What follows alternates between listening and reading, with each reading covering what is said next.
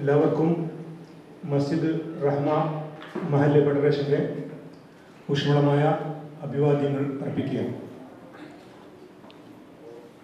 മസ്ജിദ് റഹ്മ മഹല്ല് ഫെഡറേഷൻ സംഘടിപ്പിക്കുന്ന ഈദ് സംഗമത്തിലാണ് നാം ഇപ്പോൾ ഉള്ളത്. പാനൂർ മുനിസിപ്പാലിറ്റിയും തൊട്ടടുത്ത പഞ്ചായത്തുകളും അതിർത്തി നിശ്ചയിച്ചുകൊണ്ട് മറ്റു മഹല്ലുകളിൽ അംഗത്വമുള്ള ആളുകൾക്കും ദ്വയാംഗത്വത്തോടുകൂടി അംഗത്വം ഉള്ള ഒരു ബോഡിയാണ് മസ്ജിദ് റഹ്മ മഹല്ല് ഫെഡറേഷൻ. പള്ളിയെക്കുറിച്ച് ഇസ്ലാമിൻ്റെ കാഴ്ചപ്പാട് ആ പള്ളി നിൽക്കുന്ന നാടിൻ്റെ നിർഭയത്വപൂർണമായ അന്തരീക്ഷവുമായി ബന്ധപ്പെട്ട് കിടക്കുന്നത് നമുക്ക് കാണാൻ സാധിക്കും. കഅബ പണ്ടുയർത്തിയ മഹാനായ പ്രവാചകൻ ഇബ്രാഹിം അലൈഹിസ്സലാമയുടെ പ്രാർത്ഥനകളിൽ ആ നാടിൻ്റെ ദാരിദ്ര്യ നിർമ്മാർജ്ജനം, നിർഭയത്വം, വിദ്യാഭ്യാസപരമായ വളർച്ച, ഐക്യം എന്ന് തുടങ്ങി ഒരു ഉത്തമ സമൂഹത്തിന് ആവശ്യമായ സർവ്വഗുണങ്ങളും അടങ്ങിയിട്ടുള്ളതായി നമുക്ക് കാണുവാൻ സാധിക്കും. ഇസ്ലാം വിഭാവനം ചെയ്യുന്ന ഒരു ഉത്തമ സമൂഹത്തിൻ്റെ സൃഷ്ടിപ്പിന് കാര്യക്ഷമമായ മഹല്ല് സംവിധാനങ്ങൾ ആവശ്യമാണെന്നിരിക്കെ ആധുനിക സാമൂഹിക പശ്ചാത്തലങ്ങളെയും സാഹചര്യങ്ങളെയും മുന്നിൽ വെച്ചുകൊണ്ട് എങ്ങനെ നമ്മുടെ മഹല്ലുകളെ കാര്യക്ഷമമാക്കാം എന്ന ചർച്ചയിൽ നിന്നാണ് ഇങ്ങനെ ഒരു സംവിധാനം ഉണ്ടായിത്തീർന്നത്. മഹാനായ പ്രവാചകൻ ഇബ്രാഹിം നബി അലൈഹിസ്സലാമിയുടെ ആത്മത്യാഗത്തിലൂടെയും സമർപ്പണത്തിലൂടെയും നേടിയെടുത്ത വിശ്വാസ ദാർഢ്യത്തിൻ്റെ ഓർമ്മകൾ പുതുക്കുന്ന ആഘോഷമാണ് ബലിപെരുന്നാൾ.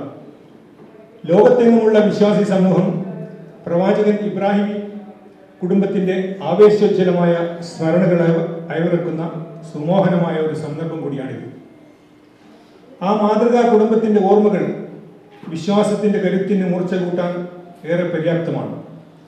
അരൂപിയും അദൃശ്യനുമായ ദൈവത്തിൻ്റെ സാമീപ്യം അനുഭവവേദ്യമാക്കുന്ന നിരവധി ചിഹ്നങ്ങളും പ്രതീകങ്ങളും നിറഞ്ഞു നിൽക്കുന്ന ഒരു ആഘോഷം കൂടിയാണ് ബലിപെരുന്നാൾ. ദർശനങ്ങൾക്ക് അതീതമായ ദൈവവിശ്വാസവും ആത്മീയതയും മുന്നോട്ട് വെക്കുന്ന ദൈവവാദികൾ ചിലയിടങ്ങളിലൊക്കെ തലമുക്കിയതായി കാണാൻ സാധിക്കും. അത്തരമൊരു ചർച്ച നടന്നുകൊണ്ടിരിക്കുന്ന ഒരു കാലം കൂടിയാണിത്. എന്നാൽ ദൈവവിശ്വാസത്തിൻ്റെ പൂർണ്ണത ദാർശനിക ഘടനയിലൂടെ മാത്രമേ സാധിക്കൂ എന്ന് പ്രായോഗികമായി സാക്ഷാത്കരിച്ചു തന്നതും കൂടിയാണ് പ്രവാചകൻ ഇബ്രാഹിമിന്റെ ജീവിതം. അതുകൊണ്ടാണല്ലോ ദൈവം അദ്ദേഹത്തെ കുറിച്ച് ഇങ്ങനെ വിശേഷിപ്പിച്ചത്. പിന്നെ ഇബ്രാഹിമ ഖാന ഉമ്മത്തൻ ഖാനിത്തൻ ലില്ലാഹി ഹനീഫം വലം യകു മിനൽ മുശ്രിക്കീൻ. ഇബ്രാഹിം സ്വയം തന്നെ ഒരു പൂർണ്ണ സമുദായമായിരുന്നു. അള്ളാഹുവിനോട് വണക്കമുള്ളവനും ഏകാഗ്ര ചിത്തനുമായിരുന്നു. ലോകം മുഴുവൻ അസത്യത്തിന്റെ കൊടിവാഹകർ അരങ്ങുവാഴുന്ന കാലത്ത് ദൈവിക ദർശനത്തിന്റെ പ്രണേതാവും പ്രചാരകനുമാകുവാൻ അദ്ദേഹത്തിന് സാധിച്ചതും അതുകൊണ്ട് തന്നെയാണ്. അരാജകത്വത്തിലും ദൈവനിരാസത്തിലും ലിബറലിസത്തിലും പെട്ട് മുഖ്യധാരയിൽ നിന്നും മാറി നടക്കാൻ വെമ്പൽ കൊള്ളുന്നവരുടെ ആധിക്യം ഇന്നിന്റെ ഒരു പ്രത്യേകതയാണ്. വ്യക്തി സ്വാതന്ത്ര്യത്തിന്റെയും ആവിഷ്കാര സ്വാതന്ത്ര്യത്തിന്റെയും പേര് പറഞ്ഞ് എന്ത് ആഭാസങ്ങളും വൃത്തികേടുകളും പറയാനും പ്രചരിപ്പിക്കാനും ധാർഷ്ട്യം കാണിക്കുന്ന തലമുറയാണ് വളർന്നു വരുന്നത്. നമ്മുടെ രാജ്യവും സമൂഹവും പാവനമായി കാത്തുസൂക്ഷിക്കുന്ന പല മൂല്യങ്ങളും കയ്യേറ്റത്തിന് വിധേയമാവുന്നു. സദാചാരനിഷ്ഠയെ അവഹേളിച്ചുകൊണ്ടുള്ള ഫാഷൻ സങ്കല്പങ്ങൾ വ്യാപകമായി പ്രചരിപ്പിക്കപ്പെട്ടുകൊണ്ടിരിക്കുകയാണ്. ഇവിടെയാണ് ഇബ്രാഹിമി ജീവിതത്തിന്റെ ഏടുകൾ പുതിയ തലമുറക്ക് മാതൃകയാവുന്നത്. ഈ ഒരു സംവിധാനം നിലനിർത്താൻ ആവശ്യമായ കാര്യങ്ങൾ ചെയ്യണം എന്നാണ് ഞങ്ങൾക്ക് ആദ്യമായി പറയാനുള്ളത്. ഒന്നും വേണ്ട, നമുക്കൊന്ന് ഇരുന്ന് വെറുതെ വേണ്ടിയും പറയുകയും ചെയ്യാന്ന് പറയുന്നുണ്ടല്ലോ. പരസ്പരം ആശയങ്ങൾ കൈമാറുക, ഇത്തരം വിശേഷ ദിവസങ്ങൾ, ആഘോഷ ദിവസങ്ങളിലൊക്കെ അല്ലെങ്കിൽ ഒരു മാസത്തിലൊരിക്കൽ 2 മാസത്തിലൊരിക്കൽ കൂടിയിരിക്കുക. നമ്മൾ രാഷ്ട്രീയപരമായിട്ട് പല വഴികളിലുള്ള ആളുകളായിരിക്കും, പല ചിന്താഗതിക്കാരായിരിക്കും. അല്ലെങ്കിൽ വിശ്വാസപരമായിട്ട് ഭിന്ന ചിന്തകളുള്ള ആളുകളായിരിക്കും, ഭിന്ന വിശ്വാസക്കാരായിരിക്കും.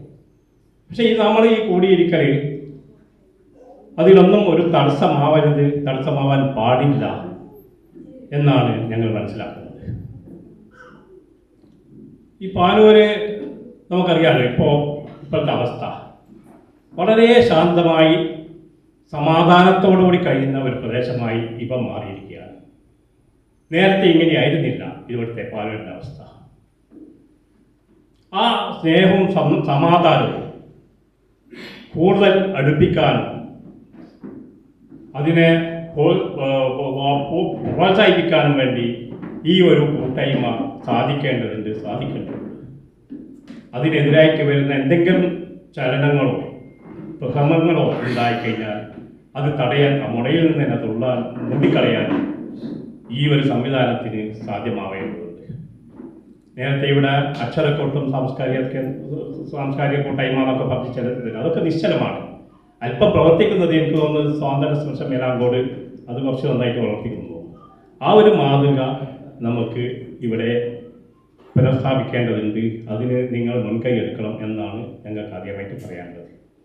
ഈ മസ്ജിദുർ റഹ്മാനെ പറ്റി പറയുമ്പോൾ, അല്ലെങ്കിൽ ഈ എസ് അക്കാദമിയെ പറ്റി പറയുമ്പോൾ, ഏത് വേദിയിലേക്ക് ക്ഷണിക്കപ്പെട്ടാലും വളരെ സന്തോഷപൂർവ്വം നമ്മളതിൽ പങ്കെടുക്കാനും അതിൽ വേണ്ടുന്ന സഹകരണം ചെയ്യാനും ഞങ്ങൾ തയ്യാറാണ് എന്ന് കൂടി ഞങ്ങൾ അറിയിക്കുകയാണ്. അതുപോലെ നമുക്കിവിടെ കൂടിയിരിക്കാൻ ഇപ്പോൾ ഇന്ന് മഴ ഉണ്ടാകുമെന്ന് പ്രതീക്ഷകൊണ്ടാണ്, അല്ലെങ്കിൽ നല്ല സൗകര്യമുള്ള ഒരു പാർക്ക് ഉണ്ടാക്കണം. ആ പാർക്കിലിരിക്കുക, ഒരു കുടുംബസമ്മേളനം പഠിക്കണം, അങ്ങനെ ഇരിക്കുക. ഇതൊരു നല്ല ഒരു തുടക്കമാവട്ടെ എന്ന് ഞാൻ ആദ്യമായി ആഗ്രഹിക്കുകയാണ്. അതിനുവേണ്ടി നിങ്ങൾ തയ്യാറാണം എന്ന് പറയുകയും ചെയ്യുകയാണ്. ഇവിടെ ആമുഖമായിട്ട് ഇവിടുത്തെ പരിപാടി ഇപ്പം നേരത്തെ പറഞ്ഞല്ലോ, മുഹമ്മദ് ഷമീമിൻ്റെ ഒരു ആമുഖ ഭാഷണം ഉണ്ടാവും. അതിനുശേഷം ഇതിൻ്റെ ഒരു ആദ്യമായിട്ട് ഉദ്ഘാടനം ഉണ്ടാവും, ഡോക്ടർ ഷെയ്ദിൻ്റെ ഉദ്ഘാടനം ഉണ്ടാവും. അതിനുശേഷം ഒരു ആമുഖ ഭാഷണമാണ്. പിന്നീട് ഈ നിസാർ സാഹിബ് രചിച്ചൊരു പുസ്തകം ഉണ്ടായിരുന്നു, ചില്ലുകുപ്പിയിലെ നാരങ്ങ മുട്ടായി, അതിൻ്റെ ഒരു പ്രകാശനം ഉണ്ടാവും. അത് കഴിഞ്ഞതിന് ശേഷം നമുക്ക് ഓരോരുത്തർക്കും അവരവരുടെ ആശയങ്ങൾ പറയുകയും നമുക്കങ്ങനെ ഒത്തൊരുമിച്ച് മുമ്പോട്ട് പോകാം എന്നാണ് പ്രതീക്ഷിക്കുന്നത്. മറ്റു കൂടുതലായിട്ടൊന്നും ഞാൻ പറയുന്നില്ല, കാരണം കൂടുതൽ നിങ്ങളുടെ അവസരങ്ങളാണ്. ആ ഒരു ഇതുണ്ടല്ലോ നമ്മുടെ ജനങ്ങളുമായിട്ടുള്ള ബന്ധം, അതാണ് ഏറ്റവും. അപ്പോൾ അതുകൊണ്ടാണ് ഞാനിപ്പോൾ ഇന്ന് തന്നെ ക്ലിനിക്ക് ക്ലോസ് ചെയ്ത് ഇങ്ങനെ സംഗമത്തിൽ പങ്കെടുക്കാൻ വിചാരിച്ചു. കാരണം എല്ലാവരെയും കാണാനല്ലോ. അപ്പോൾ ഈ നമ്മുടെ പെരുന്നാൾ സംഗമത്തിനെ പറ്റിയും പെരുന്നാളിനെ പറ്റിയൊന്നും ഞാൻ പരാമർശിക്കുന്നില്ല. കാരണം അതിനെല്ലാം അതിൻ്റെ വിദഗ്ധരായ പ്രസംഗങ്ങളൊക്കെ ഉണ്ട്, പ്രഭാഷണം നടക്കാൻ പോകുന്നുണ്ട്. അപ്പോൾ അതുകൊണ്ട് ഇങ്ങനെയുള്ള ഓരോ സന്ദർഭത്തിൽ നമുക്ക് വരുന്ന ആ സന്തോഷം, അത് നമുക്ക് ആരോഗ്യപരമായ സന്തോഷമാണ്, നമ്മുടെ ആരോഗ്യം വർദ്ധിപ്പിക്കുന്ന സന്തോഷമാണ്. നമ്മളുടെ ഈ റിലേഷൻഷിപ്പ് കീപ്പ് ചെയ്യുക എന്ന് പറയുന്നത് ഇപ്പോൾ കുടുംബത്തിൽ മാത്രമല്ല, നമ്മളുടെ സുഹൃത്തുക്കളും നമ്മുടെ പ്രദേശത്തും നമ്മൾ ഏറ്റവും നല്ല സൗഹൃദ ബന്ധം നമ്മൾ സൃഷ്ടിക്കുമ്പോൾ നമ്മളുടെ ആരോഗ്യമാണ് വർദ്ധിക്കുന്നത്. നമ്മളെപ്പോഴും ടെൻഷനും ബേജാറും മറ്റുള്ളവരുടെ ശത്രുതയും കാണിക്കുമ്പോൾ നമ്മളുടെ ആരോഗ്യമാണ് നശിക്കുന്നത്. നമ്മളുടെ ഒരുപാട് കെമിക്കൽസ് നമ്മളുടെ ശരീരത്തിൽ ഉണ്ടായി വന്നിട്ട് നമ്മളുടെ ആരോഗ്യം നശിപ്പിക്കുന്നു. അതിന് ഓക്സിഡേറ്റഡ് റാഡിക്കൽസ് എന്നൊക്കെ പറയുക അതിൻ്റെ ശാസ്ത്രീയ വശം. അങ്ങനെയുള്ള ഒരു സന്തോഷപ്രദമായ ഒരു സംഗമം ആയിരിക്കട്ടെ. ഇപ്പോൾ നമ്മുടെ അധ്യക്ഷൻ പറഞ്ഞ മാതിരി ഈ സംഗമം ഒരു തുടർ സംഗമങ്ങളായി മാറട്ടെ എന്ന് ആശംസിച്ചുകൊണ്ട് ഇതിൻ്റെ ഇന്നത്തെ സംഗമം ഉദ്ഘാടനം ചെയ്തതായി പ്രഖ്യാപിക്കുന്നു. അള്ളാഹു നമ്മെ എല്ലാവരും അനുഗ്രഹിക്കുമാറാകട്ടെ. ബഹുമാന്യനായ ഷമീം സാഹിബിനെ അതിനുവേണ്ടി ക്ഷണിക്കാം. ഒരു പ്രഭാഷണത്തിൽ അതിൻ്റെ ഏറ്റവും പ്രധാനപ്പെട്ട ഘടകം എന്ന് പറയുന്നതിൻ്റെ ആരംഭമാണ്. പലപ്പോഴും നമ്മൾ കുഴങ്ങാറുള്ളത് തുടക്കം എങ്ങനെ എന്നാലോചിച്ചിട്ടാണ് ആകെ ബുദ്ധിമുട്ട്. ഒരു പരിപാടിയിൽ വന്നിരുന്നാലും നമ്മൾ അഭിമുഖീകരിക്കുന്നത് വരെ അതിനെക്കുറിച്ചായിരിക്കും ആലോചന. എന്തായാലും ഇന്നിങ്ങനെ ചിന്തിച്ചപ്പോൾ ഇബ്രാഹിം എന്ന പേര് നമ്മുടെ ഈ പരിപാടിയുമായിട്ട് വളരെ ചേർന്ന് പോകുന്ന ഒന്നാണ്. അപ്പോൾ അതിൽ നിന്നാണ് തുടങ്ങേണ്ടത് എന്ന് തോന്നുന്നു. ഇബ്രാഹിം എന്നതിൻ്റെ എബ്രായ രൂപം അബ്രഹാം എന്നാണ് എന്ന് നമുക്കറിയാം. അബ്രാഹം എന്നാണ് പൊതുവേ നമ്മൾ കേൾക്കാറുള്ളത് അബ്രഹാം എന്നാണ്. ഈ പേരിൻ്റെ അർത്ഥം അത് ബൈബിളിൽ പറയുന്നതനുസരിച്ച് അബ്രാം എന്നായിരുന്നു അദ്ദേഹത്തിൻ്റെ പേര്. പിന്നീട് ദൈവികമായ ഉടമ്പടിക്ക് ശേഷം അത് അബ്രാഹം എന്നായതാണ്. ആ പദത്തിൻ്റെ അർത്ഥം ജനതകളുടെ പിതാവ് എന്നാണ്. ലോകത്ത് വ്യത്യസ്തരായിരിക്കുന്ന, വ്യത്യസ്ത നിറങ്ങളിലും വ്യത്യസ്ത രീതികളിലും വ്യത്യസ്ത ഭാഷകളിലുമൊക്കെ ആയിട്ട് ജീവിക്കുന്ന, വഖ്തിലാഫു അൽസിനത്തിക്കും അൽവാനിക്കും എന്നൊരു പ്രയോഗമുണ്ട് ഖുർആനിൽ. മൊഴികളിലും വഴികളിലും നിങ്ങൾക്കിടയിലുള്ള വൈവിധ്യങ്ങൾ. നേർക്കുനേരെ ഭാഷാന്തരം ചെയ്താൽ ഭാഷകളിലും നിറങ്ങളിലുമുള്ള വൈവിധ്യങ്ങൾ എന്നാണ് അർത്ഥം. പക്ഷെ ആ വൈവിധ്യങ്ങൾ അതിൽ ഒതുങ്ങില്ല. ഒന്നുകൂടി കൃത്യമായിട്ട് നമ്മളൊരു നാടൻ മലയാളത്തിൽ വിവർത്തനം ചെയ്യുന്നതാണ് നല്ലത്. അതാണ് മൊഴികളിലും വഴികളിലും നിങ്ങൾക്കിടയിലുള്ള വൈവിധ്യങ്ങൾ. വ്യത്യസ്തങ്ങളായ സംസാര രീതികൾ, വ്യത്യസ്തങ്ങളായ ജീവിത രീതികൾ, വ്യത്യസ്തങ്ങളായ സംസ്കാരങ്ങൾ.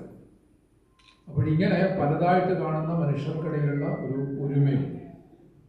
ആ ഒരുമയെ സൂചിപ്പിക്കുന്ന ഒരു ശബ്ദമാണ് അബ്രാഹാം അല്ലെങ്കിൽ ഇബ്രാഹിം എന്നത്. ജനതകളുടെ പിതാവ്, ഏതെങ്കിലും ഒരു ജനതയുടെ എന്ന അർത്ഥത്തിലല്ല. അപ്പോൾ ഇങ്ങനൊരു സ്ഥാനമാണ് ഇബ്രാഹിമിന് ദൈവം നൽകിയിട്ടുള്ളത് എന്നാണ് ആ ആഖ്യാനത്തിൽ നിന്ന് നമുക്ക് മനസ്സിലാക്കാൻ സാധിക്കുക. ഖുർആൻ അദ്ദേഹത്തെ വിശേഷിപ്പിക്കുന്നത് ഇമാമുൽ ലിന്നാസ് എന്നാണ്. മനുഷ്യരുടെ നേതാവ് എന്നാണ് അതിൻ്റെ അർത്ഥം. മനുഷ്യരുടെ നേതാവ്. നമ്മുടെ ഏറ്റവും വലിയ കുഴപ്പം എന്താണെന്ന് വെച്ചാൽ, നമ്മുടെ പൂർവികന്മാർ, അതുപോലെ തന്നെ മഹാപുരുഷന്മാർ, ആചാര്യന്മാർ, ഞാനിതൊക്കെ ബഹുവചനം പറയുമ്പോൾ പുല്ലിംഗ ബഹുവചനത്തിൽ പറയുന്നത് ഒരു ഭാഷാശൈലി അതായതുകൊണ്ടാണ്. ചരിത്രത്തിൽ പുരുഷന്മാർക്ക് തുല്യമായ സ്ഥാനം സ്ത്രീകൾക്കും ഉണ്ടാവണം. പുരുഷന്മാരെ മാത്രം പഠിപ്പിക്കുന്ന സമൂഹം ഒരു കൈക്ക് മാത്രം വ്യായാമം നൽകുന്ന മനുഷ്യനെ പോലെയാണ് എന്ന് പ്ലേറ്റോ പറഞ്ഞത്. ഒരു കൈക്ക് മാത്രം വ്യായാമം നൽകിയത് കൊണ്ട് പ്രയോജനമൊന്നുമില്ല.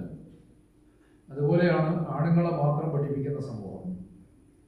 എന്തായാലും അതുകൊണ്ട് തന്നെ ഇപ്പറയുന്ന ബഹുവചനത്തിൽ പുല്ലിംഗം മാത്രം ഉപയോഗിച്ചാലും അത് നമ്മുടെ ഒരു നടപ്പ് രീതി അല്ലെങ്കിൽ ശീലം എന്ന നിലക്ക് മാത്രം എടുത്താൽ മതി.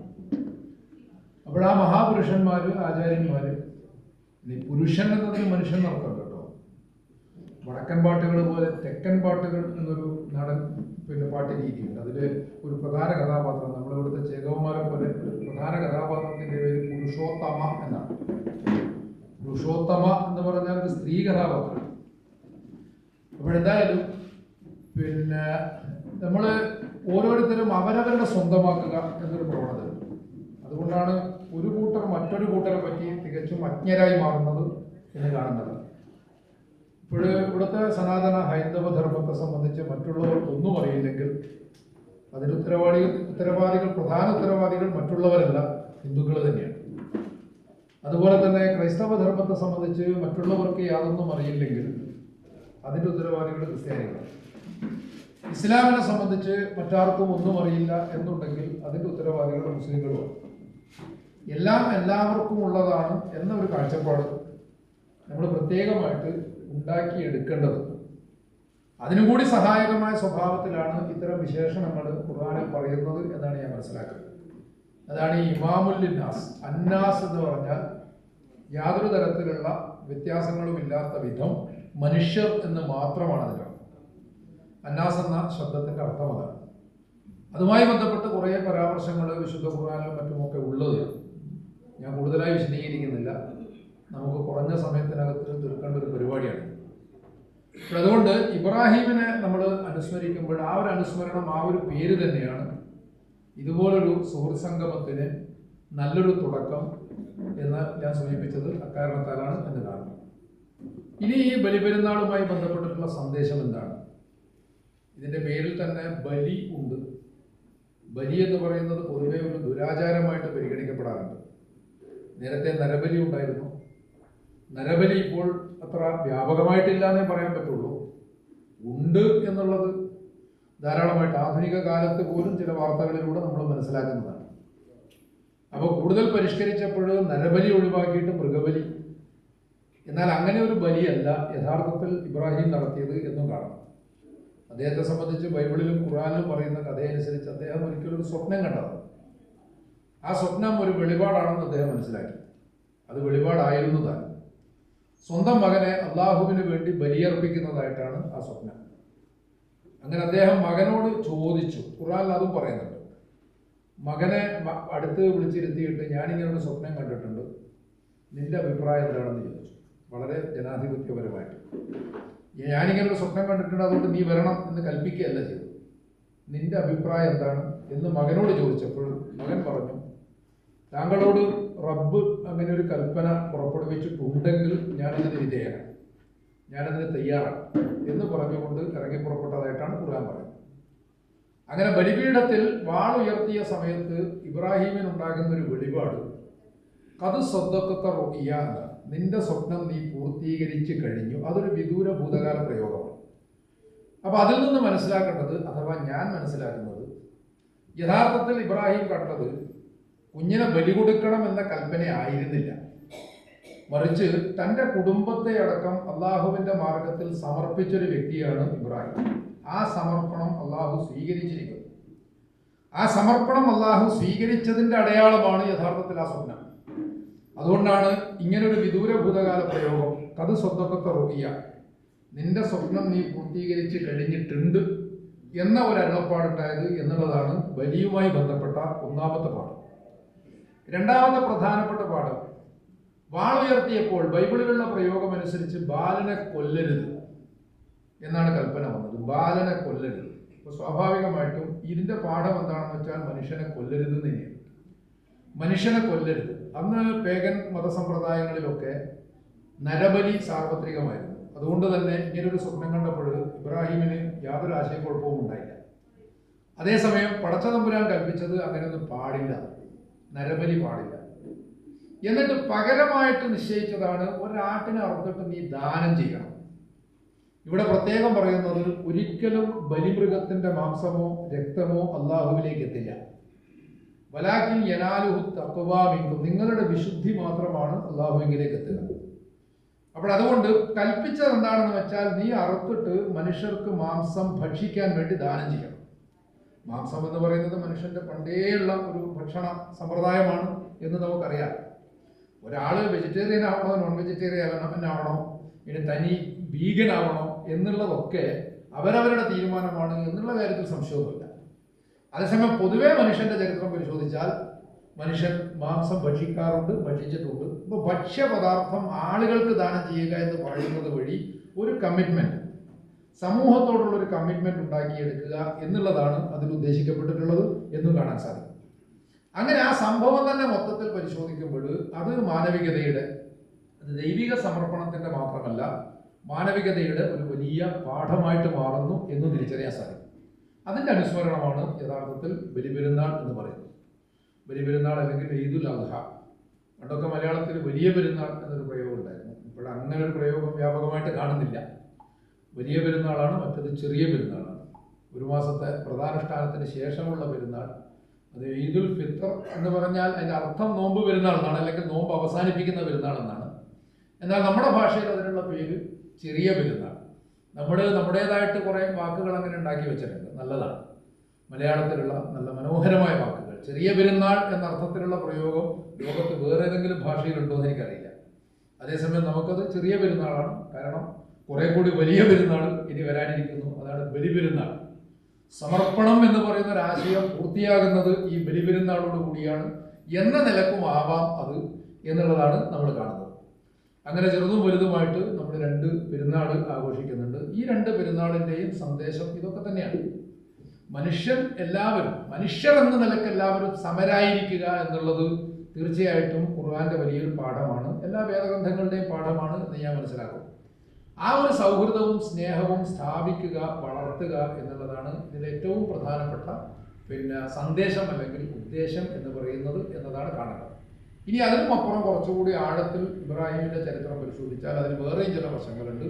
അതുകൂടി ഈ സമയത്ത് സൂചിപ്പിക്കേണ്ടതുണ്ട് എന്ന് ഞാൻ വിചാരിക്കുകയാണ്. ഒന്നാമത്, നമ്മളൊക്കെ വിചാരിക്കുന്ന സ്വഭാവത്തിലുള്ള ഒരു വെറും വിശ്വാസിയല്ല ഇബ്രാഹിം. പ്രവാചകരാരും അങ്ങനെയല്ല, മാത്രമല്ല മഹത്തുക്കൾ ആരും അങ്ങനെയല്ല. നമുക്ക് ഒരു തെറ്റിദ്ധാരണയുണ്ട്, സന്ദേഹവും വിശ്വാസവും രണ്ടും രണ്ടാണ്. അങ്ങനെയല്ല. സന്ദേഹത്തിലൂടെ മാത്രമേ വിശ്വാസം പൂർത്തിയാവുകയുള്ളൂ എന്നുകൂടി കാണണം. മാത്രവുമല്ല, യഥാർത്ഥത്തിൽ വിശ്വസിക്കുകയല്ല, ഒരു കാര്യം നമുക്ക് ബോധ്യപ്പെടുകയാണ് വേണ്ടത്. ഖുർആൻ ഉപയോഗിച്ചിട്ടുള്ള വാക്ക് ഈമാൻ. അത്തരം വാക്കുകൾക്ക് വലിയൊരു പ്രസക്തിയുണ്ട് എന്ന് വിശ്വസിക്കുന്ന ഒരാളാണ്. ഖുർആനിൽ ഉപയോഗിച്ചിട്ടുള്ളത് ഈമാൻ എന്ന് പറഞ്ഞാൽ ഫെയ്ത്ത് അല്ലെങ്കിൽ ബിലീഫ് എന്ന അർത്ഥത്തിൽ ഖുർആൻ ഉപയോഗിച്ചിട്ടുള്ള വാക്ക് ഈമാൻ എന്നാണ്. എന്നാൽ ആ വാക്കിന്റെ അർത്ഥം ഒന്നുമല്ല താൻ. ഈമാൻ എന്ന വാക്ക് അമ്ന് എന്ന വാക്കിൽ നിന്നുണ്ടായതാണ്. ആ പദത്തിന്റെ അർത്ഥം പീസ് അല്ലെങ്കിൽ ഫിയർലെസ്നെസ്, സമാധാനം അല്ലെങ്കിൽ നിർഭയത്വം എന്നാണ് ആ വാക്കിന്റെ അർത്ഥം. അതിന് വിശ്വാസം എന്നർത്ഥമല്ല. അപ്പൊ സ്വാഭാവികമായിട്ടും അതിലേക്ക് നമ്മൾ എങ്ങനെയാണ് ചെല്ലുക എന്ന് ചോദിച്ചാൽ, യഥാർത്ഥത്തിൽ ഈമാൻ എന്ന് പറഞ്ഞാൽ അത് ശരിക്കും feeling that something or someone is real and true. ഒരു സംഗതി അല്ലെങ്കിൽ ഒരാള് ശരിയാണ്, യാഥാർത്ഥ്യമാണ് എന്ന ഫീലിംഗ് അനുഭവിക്കലാണ്. അതായത് ദൈവത്തിന്റെ സാന്നിധ്യം, ദൈവത്തെ സംബന്ധിച്ചാണെങ്കിൽ ദൈവത്തിന്റെ സാന്നിധ്യം അനുഭവിക്കുക. അങ്ങനെയാണ്. ഇപ്പോ നോമ്പ് എന്ന് പറയുമ്പോൾ അതിന് സംസ്കൃതത്തിൽ പറയാവുന്ന ഒരു വാക്ക് ഉപവാസം. ഉപവാസം എന്നുള്ള വാക്കിന്റെ അർത്ഥം ഉപസമീപേ വസതി ഇതി ഉപവാസം. ഉപസമീപേ വസതി ഇതി ഉപവാസ. ഉപസമീപേ എന്ന് പറഞ്ഞാൽ വളരെ അടുത്ത്, വളരെ അടുത്തായിരിക്കുന്ന ഒരവസ്ഥക്കാണ് ഉപവാസം എന്ന് പറയുക. ആരുടെ അടുത്ത്? ദൈവത്തിന്റെ അടുത്ത്. അത്രമേൽ സാമീപ്യം നേടാൻ. അത്രയും സാമീപ്യം നേടിക്കഴിഞ്ഞാൽ പിന്നെ നമ്മൾ വിശ്വസിക്കേണ്ട കാര്യമില്ല. ഇപ്പൊ നിങ്ങൾ മുന്നിലുണ്ട് എന്നുള്ളത് എൻ്റെ ഒരു വിശ്വാസമല്ല, അതൊരു യാഥാർത്ഥ്യമാണ്. ഞാനതിന് വിശ്വസിക്കേണ്ട കാര്യമൊന്നുമില്ല. ഞാൻ നിങ്ങളോട് സംസാരിക്കുന്നു എന്നുള്ളതും യാഥാർത്ഥ്യമാണ്. ഒരിക്കലും അത് നിങ്ങളുടെ വിശ്വാസമല്ല, നിങ്ങളുടെ ഒരു മതിഭ്രമമോ ഒന്നുമല്ല. അതൊരു ഈ റിച്ചർഡ് ഡോക്കിൻസ് വിശ്വാസത്തെ പറ്റി പറയുമ്പോൾ ഒരു പരിധിവരെ അയാൾ പറയുന്നത് ശരിയുണ്ടെന്നാണ് എൻ്റെ വിശ്വാസം. ഗോഡ് ഡെല്യൂഷൻ എന്നാണ്. ഗോഡ് ഡെല്യൂഷൻ വേറൊരു പ്രയോഗവും കൂടി നടത്തിയിട്ടുണ്ട്. ആള് നാസ്തികനാണ്. മാത്രവുമല്ല, വേറൊരു നിലക്ക് ആധുനിക രാഷ്ട്രീയ ഭാഷയിൽ പറഞ്ഞാൽ ഇസ്ലാമോഫോബിയ എന്ന ഒരു സംഗതി നാസ്തികർക്കിടയിൽ നട്ടുപിടിപ്പിക്കുവാൻ വേണ്ടി അതൊരു ദൗത്യമായിട്ട് ഏറ്റെടുത്ത ഒരാളാണ് എന്നുള്ളതൊരു യാഥാർത്ഥ്യമാണ്. പക്ഷേ ആരായാലും പറയുന്നതിലുണ്ടാവുമല്ലോ കുറച്ച് നല്ല കാര്യങ്ങൾ. ഗോഡ് ഡെല്യൂഷൻ വായിച്ചപ്പോൾ എനിക്ക് രസകരമായി തോന്നിയൊരു പ്രയോഗമുണ്ട്, ബിലീവിങ് ഇൻ ബിലീവിങ്. യഥാർത്ഥത്തിൽ ആളുകൾ വിശ്വസിക്കുകയല്ല ചെയ്യുന്നത്, മറിച്ച് വിശ്വസിക്കുന്നതിൽ വിശ്വസിക്കുക. അതായത് ദൈവത്തിൽ വിശ്വസിക്കുക എന്നതല്ല, വിശ്വസിക്കുന്നതിൽ വിശ്വസിക്കുക. നമ്മളൊന്ന് ആലോചിച്ച് നോക്ക്, നമ്മളെ കുറിച്ച് തന്നെ ചിന്തിച്ച് നോക്ക്. ഒരു പരിധി വരെ നമ്മൾ അങ്ങനെയാണെന്ന് തോന്നിപ്പോകും. അപ്പോൾ അങ്ങനെ വിശ്വസിക്കുന്നതിൽ വിശ്വസിക്കുകയല്ല, കാര്യങ്ങൾ ബോധ്യപ്പെടുക. ഈമാൻ എന്ന് പറഞ്ഞാൽ അർത്ഥം അതാണ്. അപ്പൊ ഈമാൻ എന്ന് പറഞ്ഞാൽ ദൈവം യാഥാർത്ഥ്യമാണ്, സത്യമാണ് എന്ന് അനുഭവിക്കുക, ബോധ്യപ്പെടുക. അപ്പൊ ആ ബോധ്യത്തിൽ നിന്ന് നമുക്കുണ്ടാകുന്നത് പിന്നെ ഉണ്ടാകുന്നത് ശരിക്കും നമ്മൾ ഒരു ട്രസ്റ്റ് ആൻഡ് കോൺഫിഡൻസ്. ഞാൻ നിങ്ങൾക്ക് വിശ്വാസ്യനായി മാറുക. ഈമാൻ എന്ന പ്രയോഗത്തിന്റെ മറ്റൊരു റൂട്ട് വേറൊരു പദമാണ്. നമ്മിൽ നിന്ന് തന്നെ ഉണ്ടായിട്ടുള്ള മറ്റൊരു പദമാണ് അമാനത്ത്. അമാനത്ത് എന്ന് പറഞ്ഞാൽ വിശ്വാസ്യത. ഞാൻ നിങ്ങൾക്ക് വിശ്വാസ്യനായി മാറുക. എനിക്ക് ദൈവത്തെ സംബന്ധിച്ച് ബോധ്യമുണ്ടെങ്കിൽ നിങ്ങൾ എന്നിൽ വിശ്വാസം അർപ്പിച്ചാൽ അത് വളരെ കറക്റ്റായിരിക്കും. സാധാരണ വിശ്വാസികൾക്ക് ഉണ്ടാവാത്തൊരു സംഭവമാണ്. സാധാരണ വിശ്വാസം എന്ന് പറഞ്ഞാൽ ഞാൻ ഏതെങ്കിലും ഒരു കൂട്ടരൊന്നും ആക്ഷേപിച്ചിട്ടൊന്നും പറയുന്നതല്ല. സാധാരണഗതിയിൽ ഒരാൾ മതവിശ്വാസിയായതുകൊണ്ട് മാത്രം നമ്മൾ അയാൾ വിശ്വസിക്കാറുമില്ല. അതേസമയം ഇപ്പറയുന്ന ഫീലിംഗ് ഈമാനുള്ള മുഅ്മിനായിട്ടുള്ള ഒരാളെ സംബന്ധിച്ചിടത്തോളം അയാൾ, അത് പ്രവാചകൻ കൃത്യമായിട്ട് പറഞ്ഞിട്ടുണ്ട്, വിശ്വാസ്യതയില്ലാത്തവന്, അമാനത്തില്ലാത്തവന് ഈമാനില്ല. അമാനത്തില്ലാത്തവന് ഈമാനില്ല എന്ന് പ്രവാചകൻ വളരെ കൃത്യമായിട്ട് പറഞ്ഞിട്ടുണ്ട്. അപ്പൊ അയാൾ വിശ്വസ്തനാണ്, വിശ്വാസ്യനാണ്. അയാളെ എന്തും ഏൽപ്പിക്കാം, അയാൾ നമ്മോട് കൂടെ ഉണ്ടാകുമെന്ന് ഉറപ്പിക്കാം എന്നുള്ള സ്വഭാവത്തിൽ യേശുക്രിസ്തു തന്റെ ശിഷ്യന്മാരോട് പറയുന്നുണ്ട്, നിങ്ങൾ ഭൂമിയുടെ ഉപ്പാണ്. നിങ്ങൾ ഭൂമിയുടെ ഉപ്പാണ്. ഉപ്പിന് അതിന്റെ ഉവർപ്പ് നഷ്ടപ്പെട്ട് കഴിഞ്ഞാൽ അത് വെറും കല്ലാണ്. ഉപ്പിന് അതിന്റെ ഉറപ്പ് നഷ്ടപ്പെട്ട് കഴിഞ്ഞാൽ അത് വെറും കല്ലാണ്. വീണ്ടും പറയുന്നു, നിങ്ങൾ ലോകത്തിന് വെളിച്ചമാണ്. നിങ്ങളിലൂടെ ജനം അവരുടെ പിതാവായ ദൈവത്തെ തിരിച്ചറിയും. നിങ്ങളിലൂടെ ജനം അവരുടെ പിതാവായ ദൈവത്തെ തിരിച്ചറിയും എന്ന് പറയുമ്പോൾ അവരുടെ സാന്നിധ്യം അല്ലെങ്കിൽ സാമീപ്യം ആളുകൾക്ക് എങ്ങനെയാണ് അനുഭവപ്പെടുന്നത്? ഈ ഒരു സ്വഭാവത്തിലേക്ക് വളരണം എന്നാണ് യഥാർത്ഥത്തിൽ ഖുർആൻ ആവശ്യപ്പെടുന്നത്. ഈ ഒരു വാക്കിലൂടെ തന്നെ, ഈ വാക്കിന്റെ തന്നെ അർത്ഥം അതാണ് എന്ന് കാണാൻ സാധിക്കും. അതോടൊപ്പം തന്നെ അയാൾ വളരെ കോൺഫിഡന്റ് ആയിരിക്കും. ഒരു വ്യക്തി ദൈവത്തെ സംബന്ധിച്ച് ബോധ്യമുള്ള ഒരു വ്യക്തിയെ സംബന്ധിച്ചിടത്തോളം അയാൾ വളരെ കോൺഫിഡന്റ് ആയിരിക്കും. ഇതിൽ നിന്നാണ് ഈ പറഞ്ഞ പീസ് ആൻഡ് ഫിയർലെസ്നെസ്, ശാന്തിയും ഭയരാഹിത്യവും നിർഭയത്വവും എന്ന് പറയുന്നത് അയാൾക്ക് ഉണ്ടായിത്തീരുന്നത് അങ്ങനെയാണ് എന്ന് കാണാൻ സാധിക്കും. അപ്പോൾ ഈ രീതിയിലൊക്കെയാണ് കാര്യങ്ങൾ നമ്മൾ വിലയിരുത്തേണ്ടത്. അപ്പം ആ സ്വഭാവത്തിൽ അങ്ങനെ ഒരു ബോധ്യത്തിലേക്ക് എത്തണമെങ്കിൽ ഞാൻ മനസ്സിലാക്കുന്നത് അല്പസ്വല്പ സന്ദേഹം, ഇന്റലക്ച്വൽ സ്കെപ്റ്റിസിസം, അത് വളരെ അനിവാര്യമാണ് എന്ന് കാണാൻ സാധിക്കും. ഞാൻ ഈ ഇമാം ഗസാലി അൽ ഗസാലി എന്ന് പറഞ്ഞിട്ട് നിങ്ങൾ ചിലപ്പോൾ കേട്ടിട്ടുണ്ടാവും. ഇസ്ലാമിക ചിന്തകരുടെ കൂട്ടത്തിൽ ഒരുപക്ഷെ ചരിത്രത്തിൽ നമ്മൾ അദ്ദേഹത്തെ കുറിച്ചുള്ള വിശേഷണം നോക്കിക്കഴിഞ്ഞാൽ പ്രവാചകൻ കഴിഞ്ഞാൽ മുസ്ലിം ലോകത്തെ ഏറ്റവും കൂടുതൽ സ്വാധീനിച്ചിട്ടുള്ള ചിന്തകൻ അൽ ഗസാലിയാണെന്നാണ്. പ്രവാചകൻ കഴിഞ്ഞാൽ മുസ്ലിം ലോകത്തെ ഏറ്റവും അധികം സ്വാധീനിച്ചിട്ടുള്ള ചിന്തകൻ അൽ ഗസാലിയാണ്. അദ്ദേഹത്തിന്റെ ഒരു പുസ്തകമുണ്ട്, അൽ മുൻകിദ് മിനൽ ദലാൽ, മാർഗഭ്രംശങ്ങളിൽ നിന്നുള്ള വിമോചനം എന്നാണ് പേരിന്റെ അർത്ഥം. അത് യഥാർത്ഥത്തിൽ വളരെ ചെറിയ പുസ്തകമാണ്. വളരെ ബൃഹത്തായ ഒരു ജീവിതം നയിച്ച അൽ ഗസാലിയുടെ ആത്മകഥയാണ്. അത്രയും ബൃഹത്തായ ഒരു ജീവിതത്തെ വളരെ ചെറിയൊരു പുസ്തകത്തിൽ, ഒരുപാട് വലിയ പുസ്തകങ്ങൾ അദ്ദേഹം എഴുതിയിട്ടുണ്ട്. അദ്ദേഹത്തിന്റെ ചില പുസ്തകങ്ങളൊക്കെ വോള്യങ്ങളോളമായിട്ട് നമുക്ക് കാണാൻ സാധിക്കും. പക്ഷേ ഈ പുസ്തകം വളരെ ചെറുതാണ്. ഈ ആത്മകഥ എന്ന് പറയുമ്പോൾ നമ്മൾ വിചാരിക്കുന്ന പോലെ കുറെ ഡേറ്റകൾ അവതരിപ്പിക്കലല്ല. ആത്മകഥ പലതരത്തിലും എഴുതപ്പെടാറുണ്ട്. ഈ അൽ ഗസാലിയുടെ ആത്മകഥ എന്ന് പറയുന്നത് ഈ പുസ്തകമാണ്. ഇതിൽ അദ്ദേഹത്തിന്റെ ഈ പറയുന്ന ഒരു സ്കെപ്റ്റിക് എന്ന നിലക്കുള്ള യാത്രയും കണ്ടെത്താൻ സാധിക്കും. സന്ദേഹിയായിട്ടുള്ള ഇതേ സ്വഭാവം ഇബ്രാഹിമിനും കണ്ടെത്താൻ ഖുർആൻ തന്നെ പറയുന്ന ഒരു സന്ദർഭത്തിൽ ഇബ്രാഹിം പടച്ചതമ്പുരാനുമായിട്ട് സംവദിക്കുന്ന കാര്യങ്ങളൊക്കെ ഖുർആനിൽ നമുക്ക് കാണാം. ദൈവത്തോട് ചോദിക്കുന്നത് എങ്ങനെയാണ് മരിച്ചതിന് ശേഷം ആളുകൾ വീണ്ടും ഉയർക്കുക, അല്ലെങ്കിൽ നിന്നിലേക്ക് വരിക എന്നുള്ളതാണ്. പടച്ചതമ്പുരാൻ പറയുന്നതാണ് മരണം നിങ്ങൾക്കുണ്ടാകുന്ന ഒരു ഫീലാണ്. മരണം എന്ന് പറയുന്നത് നിങ്ങൾക്കുണ്ടാകുന്ന ഫീലാണ്, അത് ആത്യന്തികമായ അവസാനമല്ല.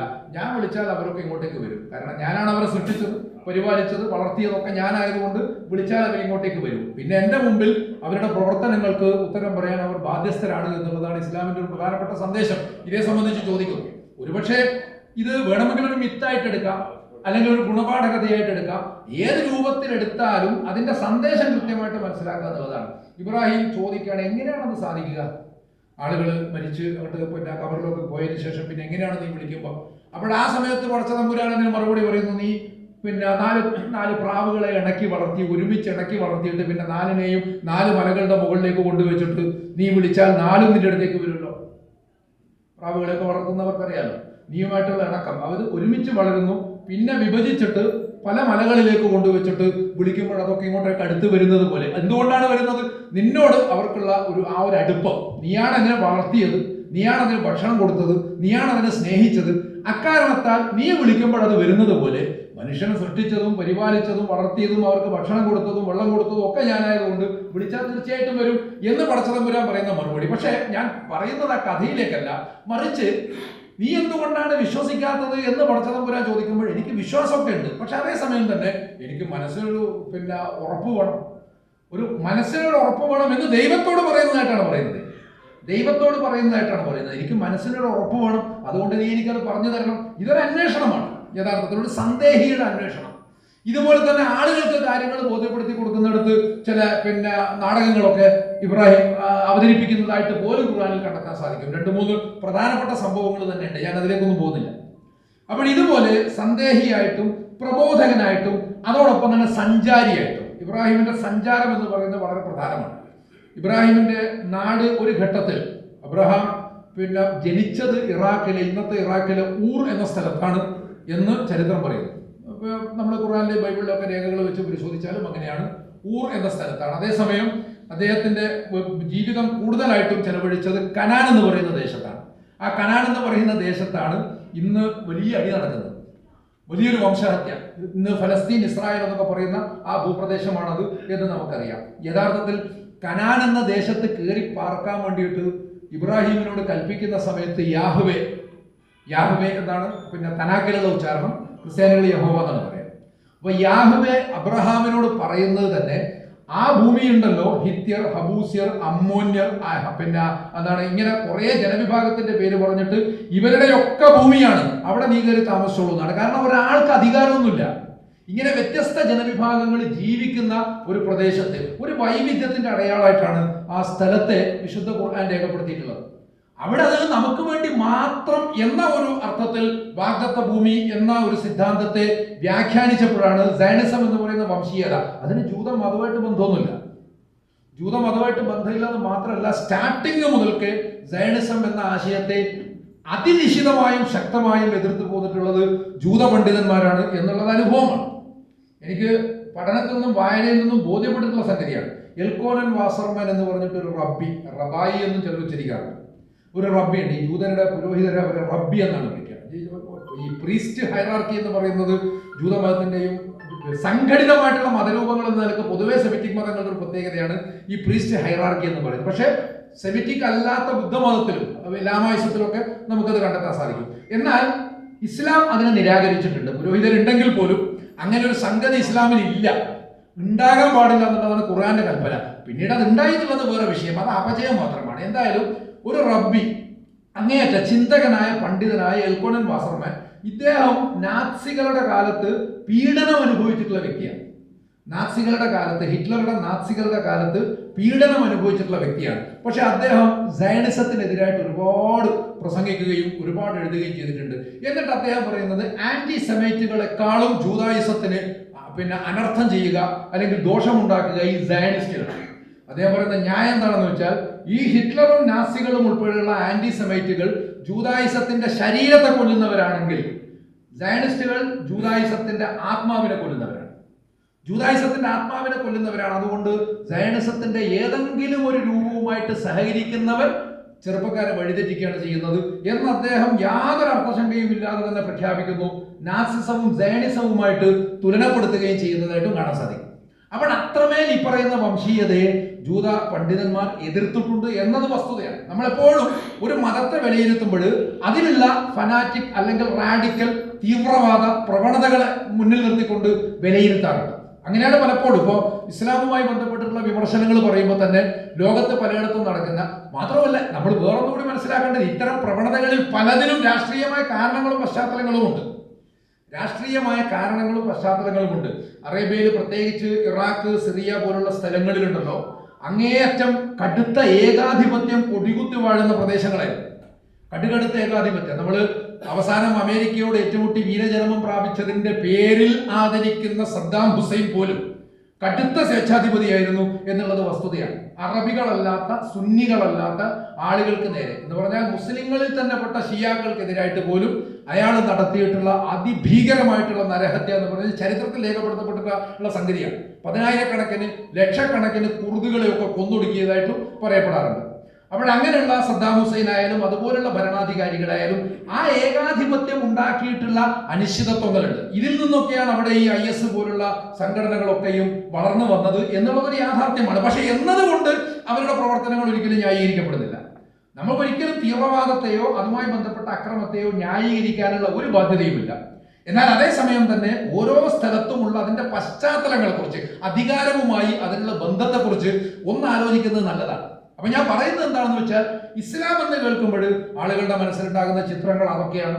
അതുപോലെ തന്നെ പലപ്പോഴും ഇപ്പോഴ് പൊതുവെ ഇസ്ലാമോഫോബിയയുടെ ഈ ഒരു കാലഘട്ടത്തിൽ ഇത്തരം പ്രവണതകൾ മുസ്ലിങ്ങളുമായി ചേർത്ത് വെച്ചുകൊണ്ട് മാത്രമേ ചർച്ച ചെയ്യപ്പെടാറുള്ളൂ എന്നതും ഖേദകരമാണ്. കാരണം എല്ലാത്തിലും ഇപ്പൊ അഹിംസ എന്ന് പറയുന്നത് പരമധർമ്മമാണ് എന്ന് പഠിപ്പിച്ചിട്ടുള്ള ശ്രീബുദ്ധന്റെ അനുയായികൾ പിൽക്കാലത്ത് രണ്ടായിട്ട് പിരിഞ്ഞിട്ടുണ്ടല്ലോ. രണ്ടല്ല, പലതും ഉണ്ട്. പ്രധാനമായും രണ്ടായിട്ട്. അതിലൊന്ന് മഹാസാംഘികരാണ്, മറ്റൊന്ന് തേരവാദികളാണ്. ഈ തേരവാദികളാണ് ശരിക്കും ബുദ്ധന്റെ പാലിസത്തയെ അംഗീകരിച്ചുകൊണ്ട് ബുദ്ധന്റെ ഉപദേശങ്ങൾ മാത്രം ബേസ് ചെയ്തുകൊണ്ട് വികസിച്ചിട്ടുള്ള വിഭാഗം തേരവാദികളാണ്. പക്ഷേ ഈ തേരവാദികൾക്ക് സ്വാധീനമുള്ള സ്ഥലങ്ങളാണ് ശ്രീലങ്കയും മ്യാൻമറും മറ്റുമൊക്കെ. അവിടെ എന്താണ് നടക്കുന്നത്? മ്യാൻമറിലെ അശ്വിൻ വിരാതുവിന്റെ തത്വശാസ്ത്രം എന്താണ്? കൊല്ലുക എന്നുള്ളതാണ്. അവിടെയുള്ള റോഹിംഗ്യൻ വിഭാഗത്തിൽപ്പെട്ട ആളുകളെ കൊല്ലുക എന്നുള്ളതാണ്. അയാൾ സന്യാസിയാണ്. അശ്വിൻ വിരാതു സന്യാസിയാണ്, ബുദ്ധ സന്യാസിയാണ്. ആ സന്യാസ വേഷം ധരിച്ചുകൊണ്ട് അയാൾ ആക്രോശിക്കുന്നത് കൊല്ലുക എന്നുള്ളത് തന്നെയാണ്. അതുപോലെ ശ്രീലങ്കയിലുള്ള വലതുപക്ഷ റാഡിക്കൽ ബുദ്ധിസ്റ്റുകൾ, അതുപോലെ കംബോഡിയയിലും നമ്മളത് കണ്ടിട്ടുണ്ട്. കംബോഡിയയിൽ കമ്മ്യൂണിസം എന്ന വ്യാജേന കുറച്ചു കാലം നിലനിന്നിട്ടില്ല. എന്റെ ചരിത്ര വായനയാണ് ഞാൻ പറയുന്നത്, അഭിപ്രായ വ്യത്യാസങ്ങളൊക്കെ ഉണ്ടാവാം, അത് വേറെ വിഷയമാണ്. കംബോഡിയയിൽ കമ്മ്യൂണിസം എന്ന വ്യാജേന അവിടെ കമർ റൂഷ് എന്ന് പറയുന്ന ഒരു സംഘടനയാണ് ഉണ്ടായിരുന്നത്. അതിന്റെ നേതാവായിട്ടുള്ള പോൾ പോട്ട്. കമർ റൂഷിന്റെ സിദ്ധാന്തങ്ങൾ, അതിൽ പ്രധാനപ്പെട്ട അതിന്റെ അടിത്തറ എന്ന് പറയുന്നത് ഒന്ന് മാർക്സിസമാണ്, രണ്ടാമത്തെ അഗ്രേറിയൻ സോഷ്യലിസം. ഈ ഭൂമിക്ക് മേൽ തുല്യാവകാശം എന്ന് പറയുന്നതാണ് ഈ അഗ്രേറിയൻ സോഷ്യലിസം. മൂന്നാമത്തത് കമർ നാഷണലിസം. ഈ കമർ നാഷണലിസം മറ്റേ രണ്ടെണ്ണത്തിനെയും വിഴുങ്ങിയപ്പോഴാണ് കമർ റൂഷ് ഒരു ഭീകര പ്രസ്ഥാനമായിട്ട് മാറിയത്. അക്കൂട്ടത്തിൽ അവിടുത്തെ ബുദ്ധിസ്റ്റുകളും കൂടി എന്ന് പറഞ്ഞാൽ ഈ തേരവാദ ബുദ്ധിസ്റ്റുകൾ അഹിംസയാണ് ഏറ്റവും പ്രധാനപ്പെട്ട ധർമ്മം. ഒരാൾ ബുദ്ധമതത്തിലേക്ക് ചേരണമെങ്കിൽ നടത്തുന്ന ചില പ്രതിജ്ഞകളുണ്ട്. ആ പ്രതിജ്ഞകളിൽ ഒന്നാമത്തേത് തന്നെ പാണാതിപാത വേരമണി. പ്രാണനുള്ള ഒന്നിനെയും ഹിംസിക്കാതിരിക്കുക എന്നുള്ളതാണ്. ഞാൻ ഒരിക്കലും പ്രാണനുള്ള യാതൊന്നിനെയും ഹിംസിക്കില്ല എന്ന് പ്രതിജ്ഞ ചെയ്തിട്ട് ബുദ്ധമതത്തിൽ പ്രവേശിക്കണം എന്നാണ് ശ്രീബുദ്ധൻ പഠിപ്പിച്ചത്. പക്ഷേ കൊല്ലുക. അപ്പോൾ ഇങ്ങനെയുള്ള ആവിഷ്കാരങ്ങൾ അല്ലെങ്കിൽ ഇങ്ങനെയുള്ള പ്രയോഗങ്ങൾ ഇന്ന് ലോകത്ത് കാണാൻ സാധിക്കുന്നു എന്നത് വളരെ ഖേദകരമാണ്. ഇതൊന്നും യഥാർത്ഥത്തിൽ പ്രവാചകന്മാർ പഠിപ്പിച്ചിട്ടുള്ള സന്ദേശങ്ങളുമായി ഒരു നിലക്കും പൊരുത്തപ്പെടുന്നതല്ല എന്ന് തിരിച്ചറിയാൻ സാധിക്കും. അങ്ങനെയുള്ള പ്രവാചകരുടെ ഒരു തലവനായിട്ട് മനുഷ്യ സമൂഹത്തിന്റെ പിതാവായിട്ടാണ് ഇബ്രാഹിമിനെ അള്ളാഹു സ്ഥാപിക്കുന്നത് എന്ന് കണ്ടെത്താൻ സാധിക്കും. ആ ഇബ്രാഹിമിന്റെ സഞ്ചാരം എന്ന് പറയുന്നതും ഇങ്ങനെയൊക്കെ തന്നെയാണ്. കനാനിൽ നിന്ന് പോയി, ഇറാഖിൽ നിന്ന് കനാനിലേക്ക് പോയി, അവിടെ നിന്ന് പിന്നീട് ഈജിപ്തിലേക്ക് പോയി. ഈ യാത്രക്കിടയിലൊക്കെയും ഓരോ പ്രദേശത്തുമുള്ള അധികാരങ്ങളുമായിട്ട് ഏറ്റുമുട്ടുന്നുണ്ട്. അതാണ് ഇതിന്റെ ഒരു വിമോചനപരമായിട്ടുള്ള വശം. നമ്മൾ കേവലം ഒരു മതമായിട്ട് പള്ളിയിൽ മാത്രം ഒതുങ്ങുന്ന ഒരു സാധനമായിട്ട് ഇതിനെ കാണാൻ പറ്റില്ല. നമ്മൾ ഈ പറയുന്ന സോഷ്യൽ കമ്മിറ്റ്മെന്റിന്റെ ഏറ്റവും വലിയ രൂപം എന്ന് പറയുന്നത് ഇതിന്റെ സോഷ്യോ പൊളിറ്റിക്കൽ ആവിഷ്കാരം തന്നെയാണ്. ഇബ്രാഹിമുമായിട്ട് തർക്കിച്ചൊരു മനുഷ്യനെ സംബന്ധിച്ച് ഖുർആൻ പറയുന്നുണ്ട്. തർക്കിച്ച മനുഷ്യൻ, ആ തർക്കിച്ച മനുഷ്യൻ ഒരു രാജാവാണ്. അതാണ് പറയുന്നത്, ഒരു രാജാവാണ്. ഇബ്രാഹിമുമായിട്ട് അലന്തറ ഇലല്ലദീ ഹാജ ഇബ്രാഹിമ ഫീ റബ്ബിഹി, ഇബ്രാഹിമുമായിട്ട് റബ്ബിനെ സംബന്ധിച്ച് തർക്കിച്ച ഒരു മനുഷ്യനെ നീ കണ്ടില്ലയോ? അയാൾ രാജാവായിരുന്നു. അപ്പൊ രാജാവായതുകൊണ്ട് ആ രാജാവിനോടാണ് തർക്കിക്കുന്നത്. അബ്രഹാമിന്റെ ജീവിതത്തിൽ മറ്റൊരു സംഗതി കൂടി കണ്ടെത്താൻ സാധിക്കും. ആ ഒരു വിമോചനപരത, ആ ഒരു എന്താ പറയാ, ഒരു വിപ്ലവാഭിമുഖ്യം എന്ന് പറയുന്ന ഒരു സംഗതി ഇബ്രാഹിമും പിതാവും തമ്മിലുള്ള സംഘർഷത്തെ സംബന്ധിച്ച് ഖുർആൻ പറയുന്നു. ഇബ്രാഹിമും പിതാവും തമ്മിലുള്ള സംഘർഷം ഒരുപക്ഷെ കൂടുതൽ പഠിക്കുന്നവർക്കറിയാം. സോഷ്യോളജിയും സൈക്കോളജിയും ഒക്കെ, സോഷ്യൽ സൈക്കോളജിയും ഒക്കെ പഠിക്കുന്ന ആളുകൾക്കറിയാം ഈ പിതൃപുത്ര സംഘർഷം എന്ന് പറഞ്ഞൊരു ആശയമുണ്ട്. അതിനെ സിഗ്മണ്ട് ഫ്രോയിഡും അതുപോലെ അതിന് മുമ്പും ശേഷവുമുള്ള മനഃശാസ്ത്രജ്ഞരും പിന്നെ സാമൂഹ്യ ശാസ്ത്രജ്ഞരും തത്വശാസ്ത്രജ്ഞ ലക്കാനെ പോലുള്ള തത്വശാസ്ത്രജ്ഞരും ഒക്കെ വിശദീകരിച്ചതായിട്ട് കാണാൻ സാധിക്കും. ഫ്രോയിഡ് ആ പിതൃപുത്ര എന്ന് പറഞ്ഞാൽ എല്ലാ മക്കൾക്കും സ്വന്തം പിതാക്കളോട് ജീവിതത്തിന്റെ ഏതെങ്കിലും ഒരു ഘട്ടത്തിലെങ്കിലും ഒരു ദേഷ്യം വന്നിട്ടുണ്ടാവുന്നതാണ്. അതൊരു ഒരുപക്ഷെ സത്യമായിരിക്കാം. നമ്മൾ ചിലപ്പോൾ അങ്ങനെ അല്ലാതൊക്കെ പറയാൻ ശ്രമിക്കുമെങ്കിലും നമ്മൾ പുറമേക്ക് പ്രകടിപ്പിക്കാൻ ആഗ്രഹിക്കാത്ത കുറെ സംഗതികളിലൂടെ നമ്മളെപ്പോഴും കടന്നു പോകുന്നുണ്ട്. ഏതൊരു മനുഷ്യനും സ്വന്തം പിതാവിനോട് അരിശം വെച്ച് പുലർത്തിയ ദേഷ്യം, ശത്രുത വെച്ച് പുലർത്തിയിട്ടുള്ള ഒരു ചെറിയതോ വലുതോ ആയിട്ടുള്ള കാലത്തിലൂടെ കടന്നു പോയിട്ടുണ്ട് എന്നാണ് പൊതുവെ മനഃശാസ്ത്രജ്ഞർ പറയുന്നത്. തെറ്റാണെന്ന് നിങ്ങൾക്ക് വിശ്വസിക്കാം. എന്നെ സംബന്ധിച്ചിടത്തോളം അങ്ങനെ വലിയൊരു ബോധ്യമൊന്നുമില്ലെങ്കിലും ഇവരങ്ങനെ വെറുതെ പറയില്ലല്ലോ, പഠനങ്ങളുടെ അടിസ്ഥാനത്തിലൊക്കെ പറയുന്നതാണ്. അതുകൊണ്ട് അതങ്ങോട്ട് മാറ്റി വെക്കാം. പക്ഷേ ഇതിനെ വിശദീകരിക്കുന്നിടത്ത് ഫ്രോയിഡ് പറയുന്നത് ഇതിന്റെ കാരണം ഈഡിപ്പസ് കോംപ്ലക്സ് ആണ്. ഈഡിപ്പസ് കോംപ്ലക്സ് ആണ് എന്നാണ് ഫ്രോയിഡ് പറയുന്നത്. അത് കൂടുതൽ വിശദീകരിക്കുന്നില്ല. പക്ഷെ ഫ്രോയിഡ് മനുഷ്യന്റെ എല്ലാ വികാരങ്ങളെയും അടിച്ചമർത്തപ്പെട്ട ലൈംഗികതയിലേക്ക് ചേർത്ത് വെക്കുന്നത് കൊണ്ടാണ് ഇങ്ങനെ ഒരു ലളിതമായ വിശദീകരണം ഉണ്ടായത്. പക്ഷെ ഫ്രോയിഡിന്റെ തന്നെ ശിഷ്യനായ പിന്നീട് ഫ്രോയിഡുമായിട്ട് തെറ്റിപ്പിരിഞ്ഞിട്ടുള്ള കാൾ ഗുസ്താഫ് യുങ് തന്നെയും അതിനെ വേറൊരു സ്വഭാവത്തിൽ വിപുലപ്പെടുത്തി. അദ്ദേഹം പറഞ്ഞത് ഇത് സാമൂഹികമായ പ്രശ്നമാണ്. ഇതേ ആശയമാണ് ലക്കാനും മറ്റുമൊക്കെ അവതരിപ്പിച്ചത്. എന്ന് പറഞ്ഞാൽ എന്താണെന്ന് വെച്ചാൽ പിതൃപുത്ര സംഘർഷം എന്ന് പറയുന്നത് കേവലം അച്ഛനും മകനും തമ്മിലുള്ള ഒരു സംഘട്ടനമായിട്ട് കാണരുത്. പിതൃബിംബങ്ങളോട് ചെറുപ്പക്കാർ നടത്തുന്ന കലാപമാണ്. അത് നടത്തണം. പിതാവ് എന്ന് പറയുന്നത് ആദരിക്കപ്പെടുന്ന ഒരു സ്ഥാനമാണ്. അക്കാര്യത്തിൽ യാതൊരു സംശയവുമില്ല. ഇബ്രാഹിം നബി പിതാവുമായിട്ട് തർക്കിക്കുമ്പോൾ, സംവാദം നടത്തുമ്പോൾ പോലും യാ അബത്തി, എന്റെ പ്രിയപ്പെട്ട പിതാവേ എന്ന് സംബോധന ചെയ്തുകൊണ്ട് വിനയാന്വിതനായി സംസാരിക്കുന്നതായിട്ടാണ് ഖുർആൻ പറയുന്നത്. വളരെ വിനയത്തോടു കൂടിയാണ്. ആ പ്രയോഗം അങ്ങനെ തന്നെയാണ്. വളരെ വിനയത്തിന്റെ അങ്ങേ പാരമ്യത്തിൽ നിന്നുകൊണ്ടാണ് ഇബ്രാഹിം അലൈഹിസ്സലാം പിതാവുമായിട്ട് സംവദിക്കുന്നത് എന്ന് ഖുർആൻ പറയുന്നത്. യാ അബ്ബത്തി എന്ന് പറയുമ്പോൾ എന്റെ പ്രിയപ്പെട്ട പിതാവേ എന്നാണ് ആ സംബോധനയുടെ അർത്ഥം. പക്ഷെ അതേസമയം തന്നെ കലഹിക്കുന്നു എന്നൊരു യാഥാർത്ഥ്യമാണ്. കലഹിക്കുന്നു. എന്തുകൊണ്ട് കലഹിക്കുന്നു? പിതൃസ്ഥാനത്തോടല്ല കലഹിക്കുന്നത്, മറിച്ച് പിതൃബിംബത്തോടാണ്. എന്ന് പറയുമ്പോൾ ശരിക്കും പറഞ്ഞാൽ ഒരു പിതുരാധിപത്യ ഘടന വരുമല്ലോ. നമ്മുടെ ഒക്കെ സമൂഹം അങ്ങനെയാണ്. നമ്മുടെയൊക്കെ സമൂഹത്തിൽ, പ്രത്യേകിച്ചും ലോകത്ത് എല്ലാ ആധിപത്യ വ്യവസ്ഥിതികളിലും സ്ത്രീകൾ എപ്പോഴും പിന്നോട്ട് നിൽക്കുന്നത് എന്തുകൊണ്ടാണെന്ന് വെച്ചാൽ ആധിപത്യ വ്യവസ്ഥിതികളൊക്കെയും പിതൃരാധിപത്യപരമാണ്. അതുകൊണ്ടാണ് ഒരു പാട്രിയാർക്കൽ ഘടനയാണ്. അത് ഏത് രൂപമാണെങ്കിലും ശരി, അത് പൗരാണിക റോം മുതൽക്ക് അല്ലെങ്കിൽ അതിനു മുമ്പുള്ള സുമേറിയൻ നാഗരികത മുതൽക്ക് ആധുനിക സമൂഹം വരെ എടുത്തു നോക്കിക്കഴിഞ്ഞാൽ ഇപ്പറയുന്ന ഒരു പാട്രിയാർക്കൽ ഘടന എപ്പോഴും അധികാര സമൂഹങ്ങൾക്ക് നിലനിൽക്കുന്നതായിട്ട് കാണാൻ സാധിക്കും. അപ്പോൾ അങ്ങനെ ഒരു പിതുരാധിപത്യം, ആ ആധിപത്യവുമായിട്ടാണ് കലഹിക്കുന്നത്. അങ്ങനെ വരുമ്പോൾ ശരിക്കും പറഞ്ഞാൽ ഈ ഇബ്രാഹിമും പിതാവും തമ്മിലുള്ള കലഹം എന്ന് പറയുന്നത് ഒരു പ്രതീകമാണ്. അത് ഈ പിതാവുമായിട്ട് മാത്രമുള്ള കലഹമല്ല, മറിച്ച് എല്ലാ അധികാര രൂപങ്ങളും എല്ലാം പിതൃബിംബങ്ങളാണ്. ക്ലാസ്സിൽ അധ്യാപകൻ പിതൃരൂപമാണ്. അങ്ങനെ നമ്മൾ പറയുന്നത് സാധാരണ മാതാപിതാ ഗുരു ദൈവം എന്നൊക്കെ പറയാറുണ്ടല്ലോ. അപ്പൊ പിതാവിന്റെ സ്ഥാനം ഗുരുവിനും ഉള്ളത് കൊണ്ട് പിതൃസ്ഥാനത്താണ് അയാൾ നിൽക്കുന്നത്. പക്ഷെ പിതൃസ്ഥാനം എന്ന ആദരവ് ചിലപ്പോൾ അയാൾക്ക് കിട്ടിക്കൊള്ളുന്നില്ല. എന്തുകൊണ്ടെന്നാൽ അയാൾ ഒരു പിതൃബിംബമായിട്ട് മാറും, അയാൾ ഒരു അധികാരിയായിട്ട് മാറുന്നു. ഒരു കാലത്ത് നമ്മുടെ വിദ്യാഭ്യാസ ക്രമവും അങ്ങനെയായിരുന്നു. ഇപ്പോഴാണ് കുറച്ചുകൂടി വിദ്യാർത്ഥി കേന്ദ്രിതമായിട്ടുള്ള അവരുടെ അഭീഷ്ടങ്ങളും അവരുടെ അഭിലാഷങ്ങളും ഒക്കെ പരിഗണിക്കപ്പെടുന്ന ഒരു അവസ്ഥ. അതുപോലും വളരെ ഈഗോയിസ്റ്റിക് ആയിട്ടുള്ള അധ്യാപകർ ഇപ്പോഴും അംഗീകരിക്കാറുണ്ടോ എന്ന് എനിക്ക് അറിഞ്ഞുകൂടാ. പലപ്പോഴും പല പ്രശ്നങ്ങളും ഉണ്ടാകുന്നതൊക്കെ അതുകൊണ്ടാണ്. ശരിക്കും നമ്മളിതിലൊക്കെ കുട്ടികളോട് നമ്മൾ എപ്പോഴും പറയും അധ്യാപകരെ ആദരിക്കണം എന്നുള്ളതൊക്കെ നേരാണ്. പക്ഷെ ആ ആദരവിന്റെ ഒരു ലിമിറ്റ് എന്താണ്? ആ ആദരവ് എന്ന് പറയുമ്പോൾ അതിനെ നമ്മൾ എങ്ങനെയാണ് കാണേണ്ടത് എന്നുള്ളതൊക്കെ വിഷയമാണ്. അപ്പോൾ അങ്ങനെ ഗുരു ഈ പിതൃബിംബത്തിന്റെ സ്ഥാനത്ത് നിൽക്കുക. അതുപോലെ മൊത്തം രാജ്യത്തിന്റെ വ്യവസ്ഥ എടുക്കുമ്പോൾ രാജാവ് പിതൃബിംബത്തിന്റെ സ്ഥാനത്താണ്. ഈ എല്ലാ ബിംബങ്ങളോടുമുള്ള കലഹമാണ് എന്ന് പറയുമ്പോൾ അധികാരത്തോടുള്ള കലഹം. അതാണ് ഞാൻ കുറെ കൂടി ആഴമുള്ളൊരു വിഷയമാണ് നിങ്ങളുടെ മുന്നിലേക്ക് വെക്കുന്നത്. കൂടുതൽ പഠനം ആവശ്യമുള്ളത് എന്താ. അതോടൊപ്പം തന്നെ സെല്ല്, ജീവകോശം എന്ന് പോലും അർത്ഥമുള്ള പദമാണത് എന്ന് കാണാൻ സാധിക്കും. അപ്പോൾ ഒരേ കോശത്തിൽ നിന്ന് അല്ലെങ്കിൽ ഒരേ ആത്മരൂപത്തിൽ നിന്ന് ഒരേ ആത്മത്തിൽ നിന്ന് ഒരേ സെൽഫിൽ നിന്ന് നിങ്ങളെ എല്ലാവരെയും സൃഷ്ടിച്ചു എന്ന് പറയുമ്പോൾ മനുഷ്യർക്കിടയിൽ ഉണ്ടാകുന്ന ഒരു ഏകം ഇപ്പറയുന്നതാണ് യഥാർത്ഥത്തിൽ ഇസ്ലാമിന്റെ തൗഹീദ് എന്ന് തിരിച്ചറിയാൻ നമുക്ക് സാധിക്കും. അപ്പോൾ ഇങ്ങനെ മനുഷ്യരെ ആ അർത്ഥത്തിൽ സംബോധന ചെയ്യുകയും അങ്ങനെ കാണാൻ പരിശീലിപ്പിക്കുകയും ചെയ്തിട്ടുള്ള പ്രവാചകന്മാരുടെ നേതാവായിട്ട് ഖുർആൻ വാഴ്ത്തിയിട്ടുള്ള ഒരു മഹാപുരുഷനാണ് അബ്രഹാം എന്ന് കാണാൻ നമുക്ക് സാധിക്കുന്നത്. അതുപോലെ തന്നെ മുമ്പ് നമ്മൾ വികലാംഗർ എന്ന് പറയും, പിന്നെ അംഗപരിമിതരായി, അതിനുശേഷം ഇപ്പോഴ് നമ്മൾ ഡിഫറൻ്റ്ലി ഏബിൾഡ് എന്നാണ്. ഡിഫറൻ്റ്ലി ഏബിൾഡ്, എനിക്കുള്ളത് പോലെ കഴിവും സാധ്യതകളും അയാൾക്കും ഉണ്ട്, പക്ഷെ അത് ഡിഫറൻ്റ് ആണെന്നേ.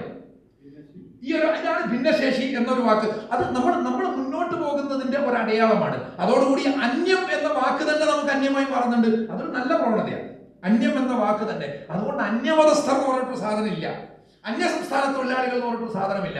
വേണമെങ്കിൽ ഇതരം എന്ന് പറയാം. ഇതരം എന്നതിനേക്കാളും സഹോദരം എന്നതാണ്. സഹോദര മതം എന്നത് എന്തുകൊണ്ട് നമുക്ക് പ്രയോഗിക്കാൻ സാധിക്കുന്നില്ല? സഹോദര സംസ്ഥാനം, അവിടുന്ന് വിട്ട് സഹോദര രാഷ്ട്രം. എന്തുകൊണ്ട് ഇന്ത്യയും പാകിസ്ഥാനും തമ്മിൽ സാഹോദര്യം ഉണ്ടാകുന്നില്ല? അത് ഉണ്ടായിക്കൂടായിരുന്നില്ലല്ലോ. ഉണ്ടാകുന്നില്ലെങ്കിൽ അത് മറ്റെന്തോ ഒരു താല്പര്യം അതിൽ പ്രവർത്തിക്കുന്നു എന്ന് മാത്രമേ ഉള്ളൂ. ഒരേ ചരിത്രം. ഇന്ത്യയുടെ ചരിത്രം പഠിക്കുമ്പോൾ ഇന്ത്യയിൽ ആദ്യം ജനങ്ങൾ താമസിച്ചത് മെഹർഗഡിലാണ്. ഇന്ത്യ ഉപഭൂഖണ്ഡത്തിൽ ഒരു സംസ്കാരം ആദ്യമായി പടുത്തുയർത്തിയത് മെഹർഗഡിലാണ്. അതെവിടെയുള്ളത്? അത് പാകിസ്ഥാനിലാണ്. അതിനുശേഷം ഒരു ശക്തമായ നാഗരികത വളർന്നു വന്നത് സൈന്ധവ തീരത്ത്, മൊഹൻജോദാരോ, ഹരപ്പ, ഇതൊക്കെ പാകിസ്ഥാനിലാണ്. എന്ന് പറഞ്ഞാൽ ഇതൊക്കെ നമ്മുടേതും കൂടിയാണ്. ഈ ഒരു ചിന്ത എന്തുകൊണ്ടാണ് നമുക്കില്ലാത്തത്? പക്ഷെ നമ്മുടേതും കൂടിയാണെന്ന് പറയുമ്പോൾ ഒരു കുഴപ്പമുണ്ടാവും. എന്നാൽ പിന്നെ ഇങ്ങോട്ട് പിടിച്ചെടുത്ത് കളയാം എന്നുള്ള ചിന്തയിലേക്ക് അതും പ്രശ്നമാണ്. ഞാൻ നീട്ടിക്കൊണ്ടു പോവുകയില്ല. ചിലതൊക്കെ പറയുമ്പോൾ ഒന്നിൽ നിന്ന് വേറൊന്നിലേക്ക്. ഈ അദേല പീവ എന്ന് പറഞ്ഞിട്ടൊരു ബൾഗേറിയൻ ചലച്ചിത്രകാരിയുണ്ട്. അവരുടെ ഒരു സിനിമയുണ്ട്, ഹൂസ് സോങ് ഈസ് ദിസ് എന്നാണ് അതിന്റെ പേര്. ഡോക്യുമെന്ററിയാണ്, പക്ഷെ അതൊരു ഡ്രാമ സ്വഭാവത്തിൽ എടുത്തിട്ടുള്ളതാണ്. അവര് ഒരു പാട്ടിങ്ങനെ, അതായത് ഈ ബാൾക്കൻ പ്രദേശങ്ങളിലുള്ള ഒരുപാട് സമൂഹങ്ങളും രാഷ്ട്രങ്ങളുണ്ട്. ബോസ്നിയ, അതുപോലെ സെർബിയ, ക്രൊയേഷ്യ, പിന്നെ ഗ്രീസ്, മാസിഡോണിയ എന്നൊക്കെ പറഞ്ഞിട്ട് ഇവരൊക്കെ തമ്മിൽ എപ്പോഴും തല്ല്, വംശീയമായിട്ടുള്ള ഹത്യകളും ആക്രമണങ്ങളും ഒക്കെ നിരന്തരം നടക്കുന്ന പ്രദേശമാണ് ഈ ബാൾക്കൻ എന്നുള്ളത് നമുക്കറിയാം. അത് ചരിത്രമാണ്, ഇപ്പോഴും അങ്ങനെ തന്നെയാണ്. പക്ഷെ അതേസമയം തന്നെ ഇവര് ഈ പ്രദേശങ്ങളിലൊക്കെ നടന്നപ്പോൾ ഒരു പാട്ട് അല്ലെങ്കിൽ ഒരു ഈണം, ആ ഈണം ബോണിയമ്മിന്റെ ഒരു പാട്ടിലൂടെ നമ്മളൊക്കെ കേട്ടിട്ടുണ്ട്. ലാ ലാ ലാ ലാ ലാ ലാ ലാ എന്ന് പറഞ്ഞിട്ടുള്ള ഒരു പാട്ടുണ്ട്. മലയാളത്തിലൊരു പാട്ടായിട്ട് വന്നിട്ടുണ്ട്. ലോകത്ത് പല ഭാഷകളിലും അതിന്റെ ഈണം വന്നിട്ടുണ്ട്. പക്ഷെ അതിന്റെ ഉറവിടം ഈ ബാൾക്കൻ പ്രദേശമാണ്. ബാൾക്കനിലെ എല്ലാ രാജ്യങ്ങളിലും ഇതുണ്ട്. അപ്പൊ ഇതിന്റെ ഉറവിടം തേടിയിട്ട് ഈ അദേല പീവ നടക്കുകയാണ്. എന്നിട്ട് അവര് ഈ ആളുകളോട് പറയുന്നത് ഈ ബാൾക്കൻ പ്രദേശത്തുള്ള എല്ലാവരും യഥാർത്ഥത്തിൽ ഒരേ സംസ്കാരത്തിന്റെ ആളുകളാണ്, അതുകൊണ്ടാണ് ഈ പാട്ട് എല്ലായിടത്തും ഉള്ളത്. പക്ഷേ ഇവർക്കുണ്ടായിട്ടുള്ള അനുഭവം എന്താണെന്ന് വെച്ചാൽ സെർബിയയിൽ ചെല്ലുമ്പോൾ സെർബുകൾ പറയും ഇത് നമ്മുടേതാണ്, അവര് കട്ടെടുത്തതാണ്. മനസ്സിലായോ? നമ്മുടേതും അവരുടേതും ഒന്നാണെന്നല്ല ചിന്തിക്കുന്നത്, നമ്മുടെ കയ്യിൽ നിന്ന് അവർ പിടിച്ചു പറിച്ചെടുത്തതാണ്. അതുപോലെ മാസിഡോണിയയിൽ പോകുമ്പോൾ അവരും പറയും ഇത് നമ്മുടേതാണ്, അവർ നമ്മുടെ നിന്ന് മോഷ്ടിച്ചതാണ്. ഇങ്ങനെ പറയുമ്പോൾ എങ്ങനെയാണ് നന്നാവുക? ശരിക്കും പറഞ്ഞാൽ എല്ലാ പൈതൃകങ്ങളും എല്ലാവരുടേതുമാണ് എന്ന് ചിന്തിക്കുമ്പോഴേ യഥാർത്ഥത്തിൽ മനുഷ്യർക്കിടയിൽ സാഹോദര്യം ഉണ്ടാവുള്ളൂ. എല്ലാ പൈതൃകങ്ങളും എല്ലാ ചരിത്രവും എല്ലാവരുടേതുമാണ് എന്ന് ചിന്തിക്കുമ്പോൾ മാത്രമാണ് മനുഷ്യർക്കിടയിൽ സാഹോദര്യം ഉണ്ടാവുക. ഇവിടുത്തെ ഹിന്ദുക്കളുടെയും മുസ്ലിങ്ങളുടെയും കാര്യമൊക്കെ അങ്ങനെ തന്നെയാണ്. മുസ്ലിങ്ങളെ ഒഴിവാക്കിക്കൊണ്ട് ഹിന്ദുവിന് ചരിത്രം എഴുതാൻ പറ്റും? ഇവിടെ പറ്റില്ലെന്നാണ് ഞാൻ മനസ്സിലാക്കുന്നത്. ഹിന്ദുക്കളെ ഒഴിവാക്കിക്കൊണ്ട് ഇവിടുത്തെ ക്രിസ്ത്യാനിക്കോ മുസ്ലിമിനോ ഒരു ചരിത്രം എഴുതാൻ പറ്റില്ല. തീർച്ചയായിട്ടും ഇതെല്ലാം പരസ്പര ബന്ധിതമാണ്. അപ്രകാരം സഹകരിച്ചും സഹവർത്തിച്ചും മുന്നോട്ട് പോകുന്ന ആളുകളെ സംബന്ധിച്ചിടത്തോളം ആ സഹകരണവും സഹവർത്തിത്വവും നിലനിൽക്കുക എന്നത് വളരെ പ്രധാനമാണ്. ഇത്തരം പരിപാടികളും അതിനെയാണ് സഹായിക്കുക എന്ന് നമ്മൾ മനസ്സിലാക്കുന്നു. ആ അർത്ഥത്തിൽ ഇതൊരു വളരെ ക്രിയാത്മകമായിട്ടുള്ള സർഗാത്മകമായിട്ടുള്ള ഒരു സംരംഭമാണ് എന്ന് തിരിച്ചറിയുന്നത് കൊണ്ട് തന്നെ ഒരല്പം നീണ്ടുപോയി എന്ന എൻ്റെ ഒരു ബോധ്യത്തിൽ അതിൽ ഞാൻ നിങ്ങളോട് ക്ഷമ പറഞ്ഞുകൊണ്ട് എൻ്റെ വാക്കുകൾ അവസാനിപ്പിക്കുകയാണ്. നിങ്ങൾക്ക് എല്ലാവർക്കും നന്ദി. ഈ പരിപാടിക്ക് എല്ലാ ആശംസകളും നേരുന്നു. ഈ ഒരു സൗഹൃദ സംഗമത്തിൽ പുസ്തക പ്രകാശനമാണ് നടക്കാൻ പോകുന്നത്. എസ് അക്കാദമിയുടെ ഡയറക്ടർ നിസാർ സർ രചന നടത്തിയ ചില്ലുകുപ്പിയിലെ നാരങ്ങ മുട്ടായി എന്ന പുസ്തകത്തിൻ്റെ പ്രകാശനമാണ്. പുസ്തകം പ്രകാശനം ചെയ്യുവാൻ വേണ്ടി രാജു കാട്ടുപനത്തിൽ സാറിനെയും പുസ്തകം ഏറ്റുവാങ്ങാൻ വേണ്ടി നിസാർ സാറിൻ്റെ ഉപ്പ ഇബ്രാഹിം അവറുകളെയും ആദരപൂർവ്വം ക്ഷണിച്ചുകൊള്ളുന്നു.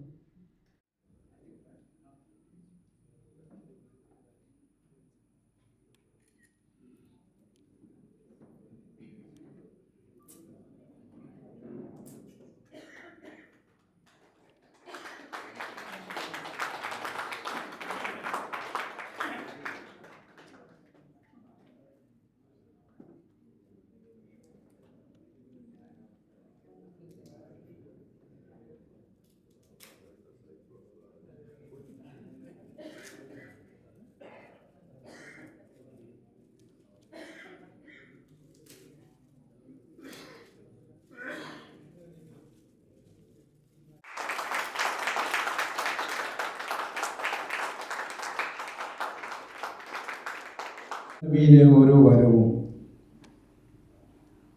ഏറെ ആഹ്ലാദമുണ്ടാക്കുന്നതാണ്. ദിവസങ്ങളോളം മനസ്സിൽ അതിൻ്റെ കമ്പനം തുടരാൻ സാധ്യതയുള്ള ഒരുപാട് അനുഭവങ്ങൾ ഇവിടെ ഉണ്ടാവാറുണ്ട്. ഞാൻ ബാലി മുഹമ്മദ് അലിയോട് തന്നെ പറഞ്ഞു, പാനൂർ നഗരത്തിൻ്റെ തിരക്കിനിടയിൽ അപ്പുറത്ത് ഒരു പൂങ്കാവനം സൃഷ്ടിച്ചുകൊണ്ട് ഇവിടെ പഠിക്കുന്ന കുട്ടികൾക്ക് മാത്രമല്ല, വന്നു ചേരുന്ന ഓരോ മനുഷ്യരുടെയും മനസ്സിൽ ഉണ്ടാക്കുന്ന അനുഭവങ്ങൾ ചെറുതല്ല. കഴിഞ്ഞ തവണ ഒരു രാത്രി മുഴുവനും കുടുംബത്തോടൊപ്പം സൂഫി സംഗീതം കേട്ട ഒരു അനുഭവം കൂടി ഞാനിവിടെ പങ്കുവെക്കുകയാണ്. എസ് അക്കാദമി എന്ന് പറയുന്നത് ഒരു സ്ഥാപനമല്ല, മറിച്ച് സ്നേഹം പിന്തുടരുന്നവർക്ക് അല്ലെങ്കിൽ സ്നേഹപൂർണമായ അന്തരീക്ഷം സമാധാനവും ഉണ്ടാകണമെന്ന് ആഗ്രഹിക്കുന്നവർക്ക് കിട്ടുന്ന ഒരു ഏറ്റവും നല്ല ഒരു താവളമാണ് ഈ ഒരു സ്ഥാപനം എന്ന് ഞാൻ മനസ്സിലാക്കുകയാണ്. സംസാരിക്കാൻ ഒരുപാട് ആളുകളുണ്ട്, എല്ലാവരും സംസാരിക്കുന്നതാണ് നമ്മുടെ ഇന്നത്തെ ചടങ്ങിൻ്റെ ഏറ്റവും മഹത്തായ ഒരു സന്ദേശം തന്നെ. ബലിപെരുന്നാളിൻ്റെയൊക്കെ ത്യാഗത്തിൻ്റെയും ആത്മസമർപ്പണത്തിൻ്റെയും ഒക്കെ സന്ദേശം ഉൾക്കൊള്ളുന്ന ആ വലിയ ചിന്തകൾ ഇവിടെ എല്ലാവരിലും എത്തിച്ചേരണം. ഒരു ബഹുസ്വര സമൂഹത്തിൽ ജീവിക്കുമ്പോൾ അന്യ ആ വാക്യം ഉപേക്ഷിക്കുന്നു, ഇതര മതസ്ഥരോട് അല്ലെങ്കിൽ ഈ സമൂഹത്തിലെ ഓരോ മനുഷ്യരും കാത്തു സൂക്ഷിക്കേണ്ടുന്ന അപര സ്നേഹത്തിൻ്റെ സന്ദേശം തീർച്ചയായും നമ്മുടെ മനസ്സിൽ പുതിയ രൂപങ്ങൾ ഉണ്ടാക്കണം. ഞാൻ കഴിഞ്ഞ തവണയും ഇവിടെ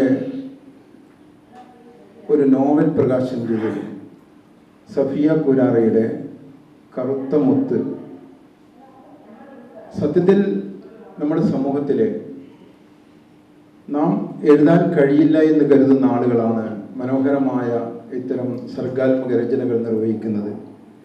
നിസ്താറിൻ്റെ പ്രിയ സുഹൃത്താണ് ചില്ലുകുപ്പിയിലെ നാരങ്ങ മിഠായി എന്ന പേര് തന്നെ ഒരുപാട് നൊസ്റ്റാൾജിയ ഉണ്ടാക്കുന്ന, ഗൃഹാതുരതയുണ്ടാകുന്ന, കുട്ടിക്കാല അനുഭവങ്ങളെ ഓർമ്മപ്പെടുത്തുന്ന വലിയ അനുഭവങ്ങളാണ് നിങ്ങൾ ഓരോരുത്തരും വായിക്കപ്പെടുമ്പോൾ തിരിച്ചറിയുന്നത്.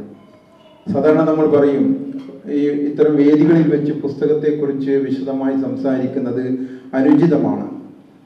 കാരണം പുസ്തകത്തിൻ്റെ ആസ്വാദനം ഓരോ വായനക്കാരനും എഴുത്തുകാരനും തമ്മിൽ നടത്തേണ്ടുന്ന ഒരു സംവാദമാണ്. അതുകൊണ്ട് തന്നെ നിങ്ങൾക്ക് വായനയിലൂടെ പുസ്തകത്തിൻ്റെ അകപ്പൊരുൾ പൂർണ്ണമായി തിരിച്ചറിയാൻ കഴിയും. പിന്നെ ഇതിനായി ഞാൻ ഇതിൻ്റെ ഒരു ചെറിയൊരു കുറിപ്പ് കൂടി എഴുതിയിട്ടുണ്ട്. ഇതോടൊപ്പം തന്നെ ഈ പുസ്തകത്തിൻ്റെ ആമുഖത്തിൽ നിസ്താർ പറയുന്ന ഒരു 2 പാരഗ്രാഫുകളിൽ ഒതുങ്ങുന്ന ഒരു ആമുഖമുണ്ട്. ഒന്ന് പറയുന്നത് നല്ലത് മാത്രം കേൾക്കുകയും നല്ലത് മാത്രം സ്വീകരിക്കുകയും നല്ലത് മാത്രം മറ്റുള്ളവർക്ക് പകർന്നു കൊടുക്കുകയും നല്ലത് മാത്രം ജീവിതത്തിൽ പകർത്തുകയും ചെയ്യുക എന്ന ഉദ്ദേശത്തോടു കൂടിയാണ് ഈ ചില്ലുകുപ്പിയിലെ നാരങ്ങാ മിഠായി എന്ന പുസ്തകം ഞാൻ എഴുതിയിട്ടുള്ളത്. ഞാൻ കേൾക്കുന്ന പ്രസംഗങ്ങളിൽ നിന്ന്, ഞാൻ വായിക്കുന്ന പുസ്തകങ്ങളിൽ നിന്ന്, വിശുദ്ധ ഗ്രന്ഥങ്ങളിൽ നിന്ന് എൻ്റെ മനസ്സിനെ സ്വാധീനിച്ച മാനുഷിക വശങ്ങളിലെ പോസിറ്റീവ് എനർജിയെ പരമാവധി ഉയർത്തുന്നതിന് വേണ്ടിയാണ് എൻ്റെ ഈ എഴുത്ത്. തീർച്ചയായും അതൊരു സത്യസന്ധമായ ഒരു പ്രതികരണമാണ് എഴുത്തുകാരൻ നടത്തുന്നത്. നന്മയെ മാത്രം കണ്ടുകൊണ്ട് ഒരു പുസ്തകം വായിക്കപ്പെടുന്നത് കേവലം ഒരു അനുഭൂതിയുടെ ഏതെങ്കിലും തരത്തിലേക്ക് എത്തിച്ചേരാനല്ല, മറിച്ച് നന്മയുടെ സന്ദേശം, അത് മാനവികതയുടേതാണ്, മനുഷ്യ സ്നേഹത്തിൻ്റെതാണ്, സൗഹൃദത്തിൻ്റെതാണ്, കനിവിൻ്റെതാണ്, കാരുണ്യത്തിൻ്റെതാണ്, അനുകമ്പയുടേതാണ്. അതിലുപരി എന്താണ് ഒരു മനുഷ്യൻ ആർജിക്കേണ്ടുന്ന മാനവിക മൂല്യങ്ങൾ, അതിലുപരി എന്താണ് ധാർമ്മിക മൂല്യങ്ങളെക്കുറിച്ചുള്ള ദിശാബോധം ഒരു എഴുത്തുകാരന്, വായനക്കാരന് പകർന്നു കൊടുക്കാൻ കഴിയുക.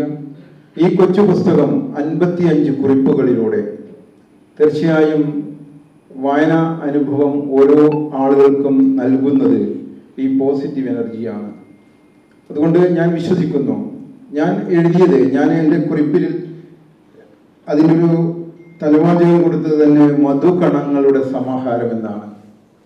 മധുകണങ്ങളുടെ സമാഹാരം എൻ്റെ മനസ്സിൽ തോന്നിയത് നേരത്തെ സൂചിപ്പിച്ചതുപോലെ പ്രസംഗങ്ങളിൽ നിന്ന്, പ്രഭാഷണങ്ങളിൽ നിന്ന്, അതുപോലെ വിശുദ്ധ ഗ്രന്ഥങ്ങളിൽ നിന്ന്, വായനയിൽ നിന്ന് ഒക്കെ ലഭിച്ചിട്ടുള്ള ഓരോ നന്മയെയും ശേഖരിച്ചുകൊണ്ട് ഒരു തേനീച്ചയുടെ വൈഭവത്തോടു കൂടി ശേഖരിക്കപ്പെട്ട മധുകണങ്ങളാണ് ഇതിലെ അക്ഷരങ്ങൾ എന്നാണ് എനിക്ക് തോന്നിയിട്ടുള്ളത്. വായനക്കാരായ നിങ്ങൾക്കും അത് അനുഭവപ്പെടും എന്ന് ഞാൻ കരുതുന്നു. ഞാൻ ദീർഘമായി സംസാരിക്കുന്നില്ല. ഒട്ടേറെ കാര്യങ്ങൾ പറയേണ്ടതായിട്ടുണ്ട്. ഇവിടെ ഒരുപാട് ആളുകൾ സംസാരിക്കാനുണ്ട് എന്നതുകൊണ്ട് വളരെ നല്ല സർഗാത്മക രചനാരംഗത്ത്, എഴുത്തിൻ്റെ രംഗത്ത് നിസ്താർ കീഴ്പറമ്പിന് നല്ല ഒരു ഭാവി ഉണ്ടാകട്ടെ എന്ന് ഞാൻ ഹൃദയപൂർവ്വം ആശംസിക്കുന്നു. അപ്പം ഈ പുസ്തകം സ്വീകരിക്കാൻ തീർച്ചയായും നിസ്താർ കീഴ്പറമ്പിൻ്റെ പിതാവ് പ്രിയപ്പെട്ട ഇബ്രാഹിം APയെ തന്നെ അദ്ദേഹത്തിന് നൽകണമെന്ന ആ വിചാരമുണ്ടല്ലോ. തീർച്ചയായും പൈതൃകത്തോടുള്ള ആദരവ് മാത്രമല്ല, താൻ ചെയ്യേണ്ടുന്ന ഒരു കർമ്മത്തിൻ്റെ ഒരു പൂർണ്ണത അദ്ദേഹത്തിൻ്റെ കൈകളിലേക്ക് എത്തിച്ചേരണം എന്ന ഒരു മകൻ്റെ ഇഷ്ടമാണ്. തീർച്ചയായും രണ്ടുപേരെയും ഞാൻ അഭിനന്ദിക്കുന്നു. ഈ നമ്മുടെ എസ് അക്കാദമി ഒരുപാട് വളർച്ചകൾ പ്രാപിക്കട്ടെ, ഒരുപാട് നല്ല മനുഷ്യരുടെ സംഗമങ്ങൾ ഇവിടെ ഉണ്ടാകട്ടെ എന്നും ഞാൻ കൂടെ ഉണ്ടാകും എന്ന് മാത്രം പറഞ്ഞുകൊണ്ട് ഞാൻ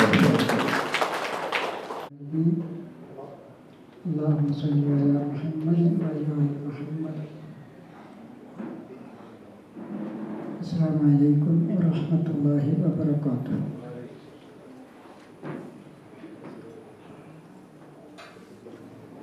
വലിയ സന്തോഷത്തോടു കൂടിയും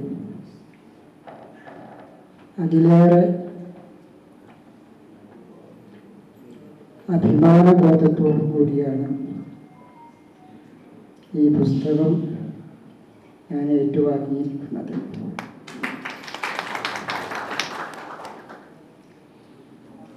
അല്ലാഹു സുബ്ഹാനഹു വ തആല ഇതൊരു സൽക്കർമ്മമായി സ്വീകരിക്കുമാറാവട്ടെ. പുസ്തകം എന്ന് പറയുന്നത് പല വിധത്തിൽ ഉണ്ട്. കേവല ആസ്വാദന പ്രധാനമായ മനുഷ്യ വികാരങ്ങളോട് മാത്രം സംവദിക്കുന്ന ധാരാളം പുസ്തകങ്ങളുണ്ട്. രണ്ടാമത്തെ ഒന്ന് മനുഷ്യ ബുദ്ധിയോട് സംവദിക്കുന്ന പുസ്തകങ്ങളാണ്. മൂന്നാമത് ഒന്ന്, ഹൃദയങ്ങളെ മുന്നിൽ കണ്ടുകൊണ്ട് ഹൃദയങ്ങളോട് സംവദിക്കുന്ന പുസ്തകങ്ങൾ. ആ മൂന്നാമത്തെ പുസ്തകം അതാണ് മനുഷ്യനെ നേർവഴിക്ക് നയിക്കാൻ പര്യാപ്തമാവുക. മനുഷ്യ ജീവിതത്തിന് ദിശ നിർണയിച്ചു കൊടുക്കാനും വെളിച്ചം പ്രസരിപ്പിക്കുവാനും ഹൃദയങ്ങളോട് സംവദിക്കുന്ന പുസ്തകങ്ങൾക്കാണ് സാധിക്കുക എന്ന് നമുക്കറിയാം.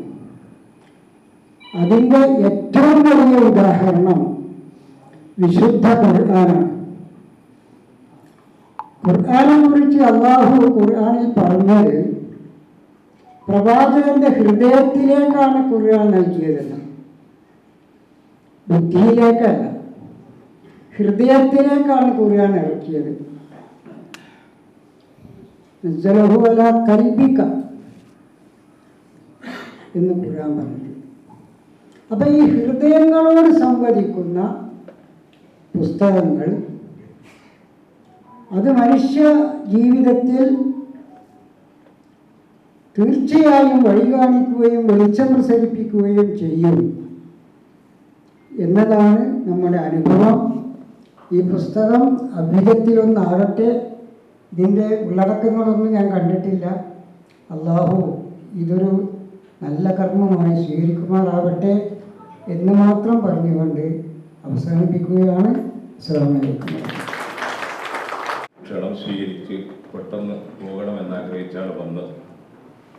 പക്ഷേ ചില സന്ദർഭങ്ങൾ ദൈവം നമുക്ക് അനുഗ്രഹങ്ങളായി നൽകാറുണ്ട്. ഈ സായാഹ്നം അത്തരത്തിലുള്ള ദൈവാനുഗ്രഹത്തിൻ്റെ ഒരു സദസ്സായി ഞാൻ കാണുകയാണ്. കാരണം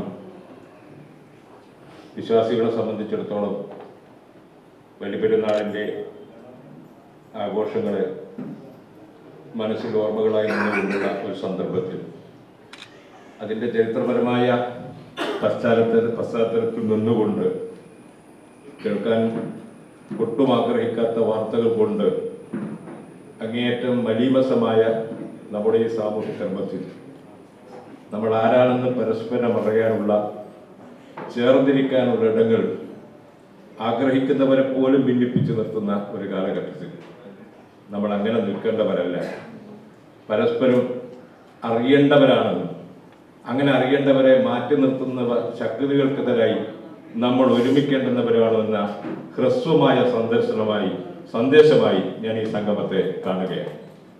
പ്രിയപ്പെട്ടവർ, ഞാൻ സുദീർഘമായി സംസാരിക്കുന്നു. ഷമീം സാഹിബിൻ്റെ പ്രസംഗം ഒരു വലിയ ഹൃദ്യമായ ഒരു കവിതാസ്വാദനം പോലെയാണ് ഞങ്ങളുടെയൊക്കെ മനസ്സിന് സ്വീകരിച്ചത്. കാരണം ചരിത്രത്തിൻ്റെ നല്ല വശങ്ങളെ അതിനെ മറച്ചു വെക്കുകയും ആ ചരിത്രത്തെ അറിഞ്ഞുകൊണ്ട് തന്നെ ബോധപൂർവം തെറ്റിദ്ധാരണ സൃഷ്ടിക്കുകയും ആ തെറ്റിദ്ധാരണ ആധിപത്യത്തിലേക്ക് എത്തുകയും ചെയ്യുന്ന ഒരു രാജ്യത്താണ് നമ്മൾ നിൽക്കുന്നത് എന്നതുകൊണ്ട് ഇതിനെ തിരുത്താനുള്ള ഒരു ശക്തി എന്ന് പറയുന്നത് വിശ്വാസി സമൂഹത്തിൻ്റെ കൃത്യമായ ഐക്യബോധമാണ്. അതിന് ആർക്കും ഒരു തടസ്സവുമില്ല. കാരണം നമ്മളെ സൃഷ്ടിച്ച ഉടയ തമ്പുരാനും ആ സൃഷ്ടിപ്പിൽ തന്നെ നമ്മളോട് പറഞ്ഞിട്ടുള്ള കാര്യങ്ങളെ ഒരു മതദർശനവും അതിൻ്റെ പൂർണ്ണമായ അർത്ഥത്തിലേക്ക് ഇറങ്ങിപ്പോകുമ്പോൾ അപകടകാരികളല്ല എന്ന് എല്ലാവർക്കും അറിയാം. പക്ഷെ ഞാൻ പറയുന്നു, അറിഞ്ഞുകൊണ്ട് തന്നെയുള്ള ഒരു നമസ്കരണമാണ് നമ്മുടെ സമൂഹത്തിൽ നടക്കുന്നത്.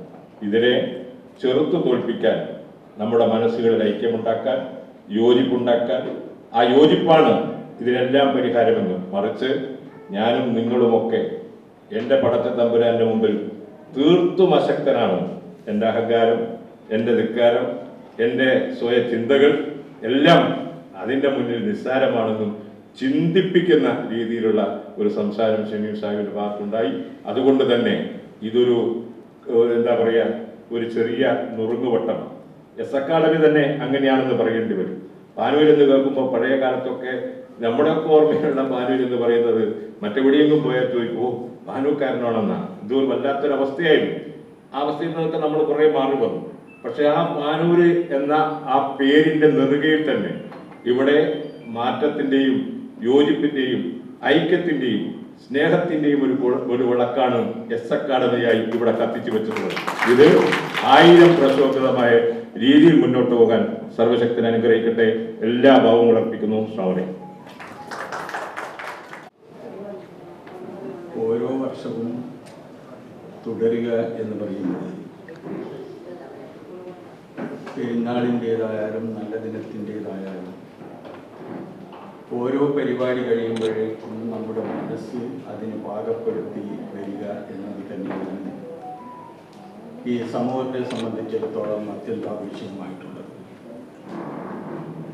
ഒരുമ എന്ന് പറയുന്ന നല്ല വാക്കാണെങ്കിൽ ആ ഒരുമയില്ലായ്മ വരുന്ന ഘട്ടത്തിലാണ് പ്രശ്നങ്ങൾ കൂടുതലായി പ്രയാസപൂർണമാകുന്നത് എന്നുള്ള കാര്യത്തിൽ സംശയമില്ല. അറിവിൻ്റെ കാര്യത്തിൽ ഇപ്പോഴെല്ലാവരും വലിയ അറിവുള്ളവരാണ്. അക്കാദമിക്കായാലും അല്ലെങ്കിലുമൊക്കെ അറിവ് നേടാത്തവരായി ആരുമില്ല. നമ്മളൊക്കെ പ്രായം ഇങ്ങോട്ടെത്തുമ്പോഴേ നമ്മുടെ കുട്ടികൾ നമ്മളെക്കാൾ അറിവുള്ളവരായി മാറുകയാണ്. അത്തരം അറിവിൻ്റെ കാര്യത്തിൽ ഇവിടെ സംസാരിച്ച ആളുകളൊക്കെ പറഞ്ഞു തിരിച്ചറിവുണ്ടോ എന്നുള്ള ചോദ്യം വലിയ ഒരു ചോദ്യമാണ്. തിരിച്ചറിവില്ലായ്മയാണ് പല പ്രശ്നങ്ങൾക്കും കാരണമായി തീരുന്നത് എന്നത് ഒരു ശരി തന്നെയാണ്. അപ്പോൾ അറിവിനെ തിരിച്ചറിവായി മാറ്റിയെടുക്കുന്നതിനുള്ള സംവാദങ്ങൾ എന്നൊന്നും ഞാൻ പറയുന്നില്ല. നമ്മൾ പരസ്പരം സംസാരിക്കണം. സംസാരമില്ലെങ്കിൽ പിന്നെ സ്നേഹത്തിന് ഒരു പ്രാധാന്യമില്ല. സ്നേഹം തന്നെയാണ് എല്ലാറ്റിൻ്റെയും ഉത്തമമായി നമുക്ക് അംഗീകരിക്കാൻ കഴിയുന്ന ഒരു ബന്ധം എന്ന് നമ്മൾ വിശ്വസിക്കണം. സ്നേഹമില്ലായ്മ വരുമ്പോൾ അവിശ്വസനീയത വരുന്നു. വിശ്വാസം എന്ന് പറയുന്നത് സ്നേഹത്തിൻ്റെ ഉറവിടമായി സ്നേഹത്തിൽ നിന്നും നമുക്ക് ഉണ്ടാകേണ്ടുന്ന ഒരു മാനസിക അവസ്ഥയാണെങ്കിൽ ആ അവസ്ഥ സൃഷ്ടിക്കുന്നതിൽ നമ്മൾ വൈമുഖ്യം കാണിക്കുന്ന പ്രയാസപൂർണമായ സാഹചര്യങ്ങൾ വന്നു ചേരും. അത്തരം സാഹചര്യങ്ങൾ വന്നുകൊണ്ടേയിരിക്കുമ്പോൾ സ്വാഭാവികമായും അടുപ്പത്തേക്കാൾ കൂടുതൽ അകൽച്ച വന്നു പോകുന്നു എന്നത് വലിയ ഒരു പ്രശ്നം തന്നെയാണ്. അകൽച്ച വരുന്തോറും വീണ്ടും വീണ്ടും അകൽച്ചയുടെ കാഠിന്യം കൂടുകയാണ്. ഇവിടെ അക്കാദമിയൊക്കെ പറയുന്നത് നമുക്ക് ഇത് വർഷങ്ങളിൽ തന്നെ എപ്പോഴും വേണം. അങ്ങനെ വേണമെങ്കിൽ വ്യത്യസ്തമായ ചില ചിന്തകളുടെ അടിസ്ഥാനത്തിലുള്ള ആളുകളൊക്കെ ഒരുമിച്ച് ചേരുമ്പോഴാണ് അവർ തമ്മിൽ ഒരു വ്യത്യാസവുമില്ല, എല്ലാവരും ഒരുമയോടുകൂടി തന്നെ ജീവിക്കുന്നവരാണ് എന്നുള്ള സത്യത്തെ നമുക്ക് കണ്ടെത്താൻ സാധിക്കുകയുള്ളൂ. അത്തരം സത്യത്തെ കണ്ടെത്തുമ്പോൾ മാത്രമാണ് യാഥാർത്ഥ്യങ്ങളുമായി നമുക്ക് പൊരുത്തപ്പെടാൻ സാധിക്കുന്നത്. അതിനുള്ള ഒരു വലിയ പഠനം അക്കാദമിക് എന്നുള്ള നിലയിലുള്ള വലിയ പഠനം യൂണിവേഴ്സിറ്റി തലങ്ങളിൽ എന്നൊന്നുമല്ല, മനുഷ്യ മനസ്സുകളിലാണ് അത്തരം പഠനങ്ങൾ ഉണ്ടാകേണ്ടത്. അവിടെ നിന്നാണ് സ്നേഹം ഉണ്ടാകുന്നതെങ്കിൽ ആ സ്നേഹത്തിൽ കൂടി മാത്രമേ നമുക്ക് ഒരുമയുണ്ടാക്കാൻ സാധിക്കുകയുള്ളൂ.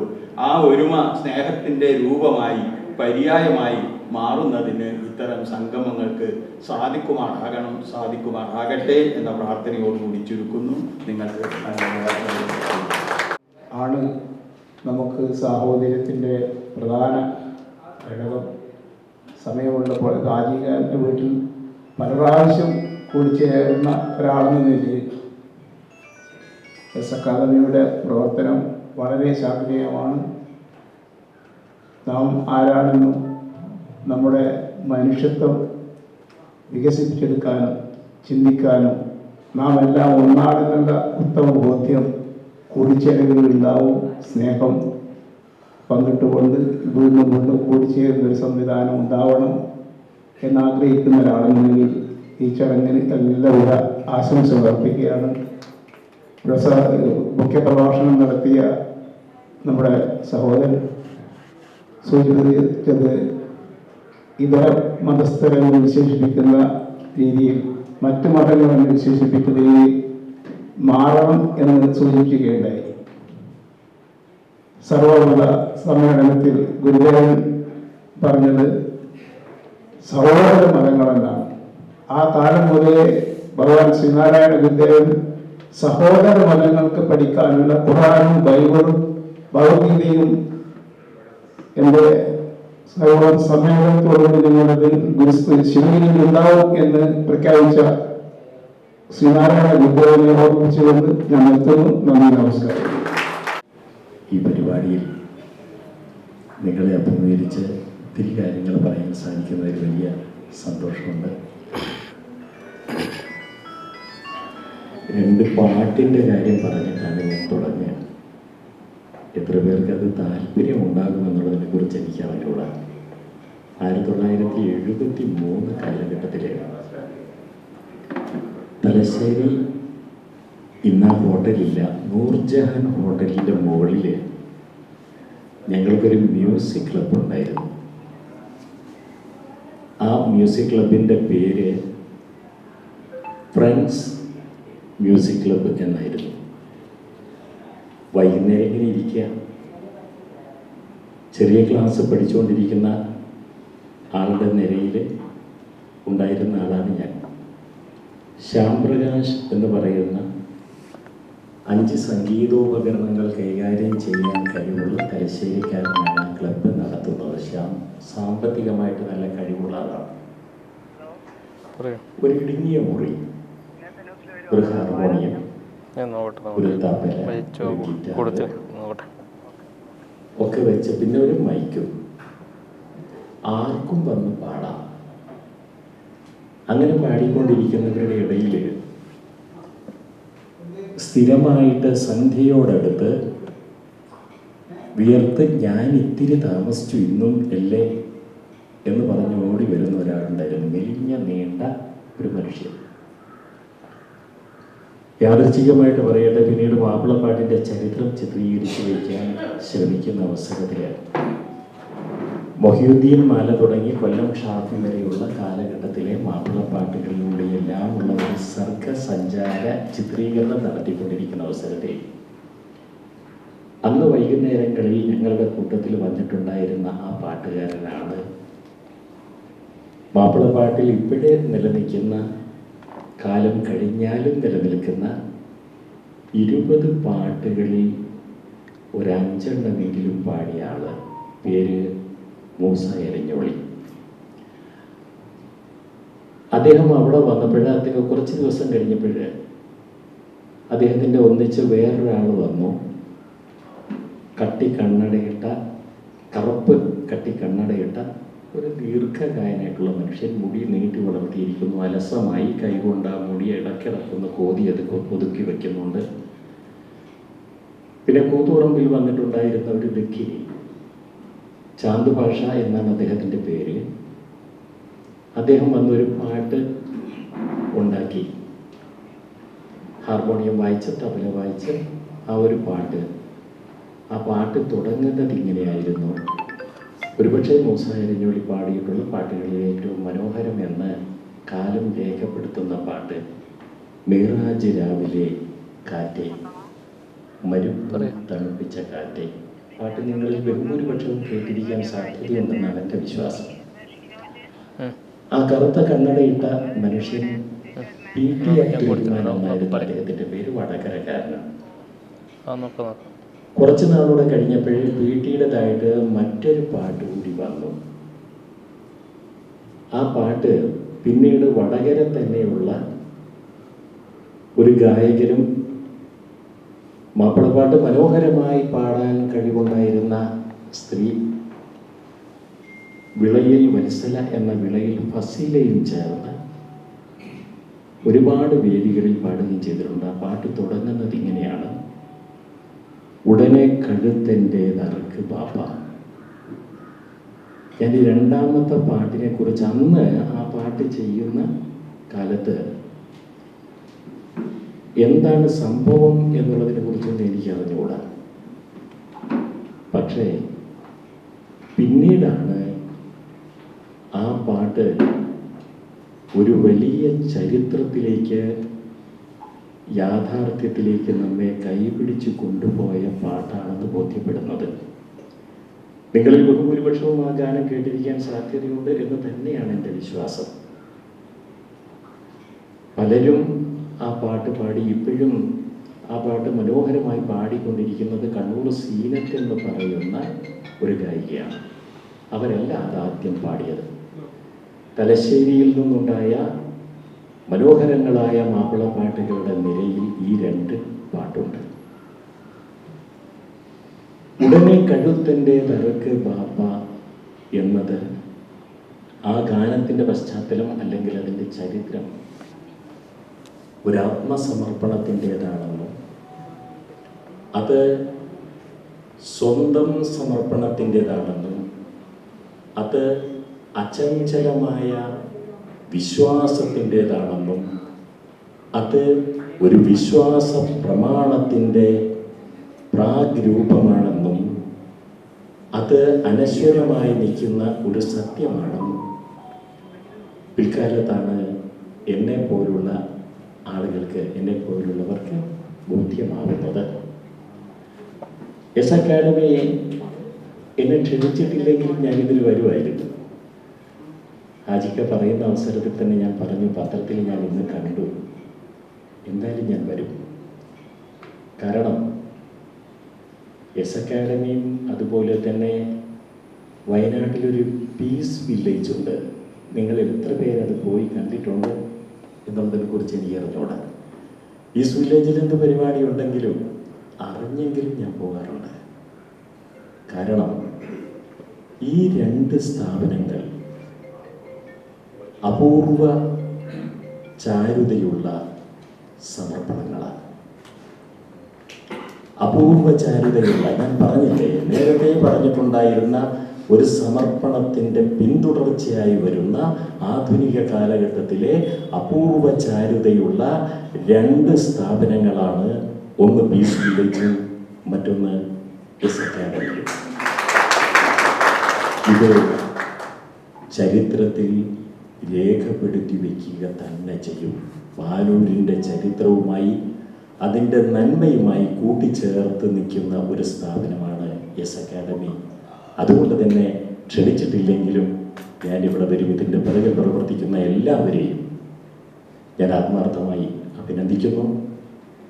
ഹാജിക്ക, ഞാൻ നേരത്തെ പറഞ്ഞിട്ടുണ്ടായിരുന്നു, അടിവരയിട്ട് പറയേണ്ട ആ കാര്യത്തിൻ്റെ സമർപ്പണം, അതിൻ്റെ ആധുനിക കാലഘട്ടത്തിലുള്ള ആൾ രൂപമായിട്ട് നിൽക്കുന്ന ആളാണ്. നമ്മുടെ കൂട്ടത്തിൽ, നമ്മുടെ നാട്ടിൽ ഒരുപാട് സാമ്പത്തികമായ കഴിവുള്ള ആളുകൾ ഉണ്ടായിട്ടുണ്ട്. സർവശക്തനായ നാഥൻ്റെ അനുഗ്രഹത്താൽ അറിയാൻ കഴിയും നമുക്ക്.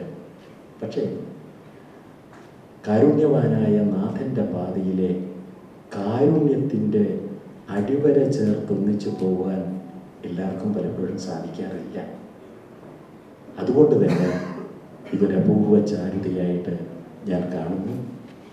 അടുത്ത് നിൽപ്പോൾ അനുജനെ നോക്കാൻ അക്ഷരമില്ലാത്തവർക്ക് അരൂപനീശ്വരൻ അദൃശ്യനായാൽ അതിലെന്താ ആശ്ചര്യം എന്ന് ഉള്ളൂരസ് പരമേശ്വരയ്യർ പ്രേമസംഗീതത്തിൽ എഴുതി വയ്ക്കുകയും ഇതിൻ്റെ അപ്പുറത്ത് ബസ് സ്റ്റാൻഡിൽ നിൽക്കുന്ന സ്ഥലത്ത് വെച്ച് വന്ദനയിൽ വെച്ച് ഞാൻ ആയിരക്കണക്കിന് കുട്ടികളോട് പാടി പറഞ്ഞു കൊടുക്കുകയും ചെയ്തിട്ടുണ്ട്. അടുത്ത് നിൽപ്പോൾ ഒരനുജനെ നോക്കാൻ അക്ഷികൾ കണ്ണില്ലാത്തവർക്ക് രൂപമില്ലാത്ത ഈശ്വരനെ കാണാനും സാധ്യമല്ല. അടുത്ത് നിൽക്കുന്നവൻ്റെ കണ്ണീര് കാണാൻ, കുടുംബത്തിൻ്റെ ദുഃഖം കാണാൻ കഴിയുക, അതാണ് അകക്കണ്ണ്.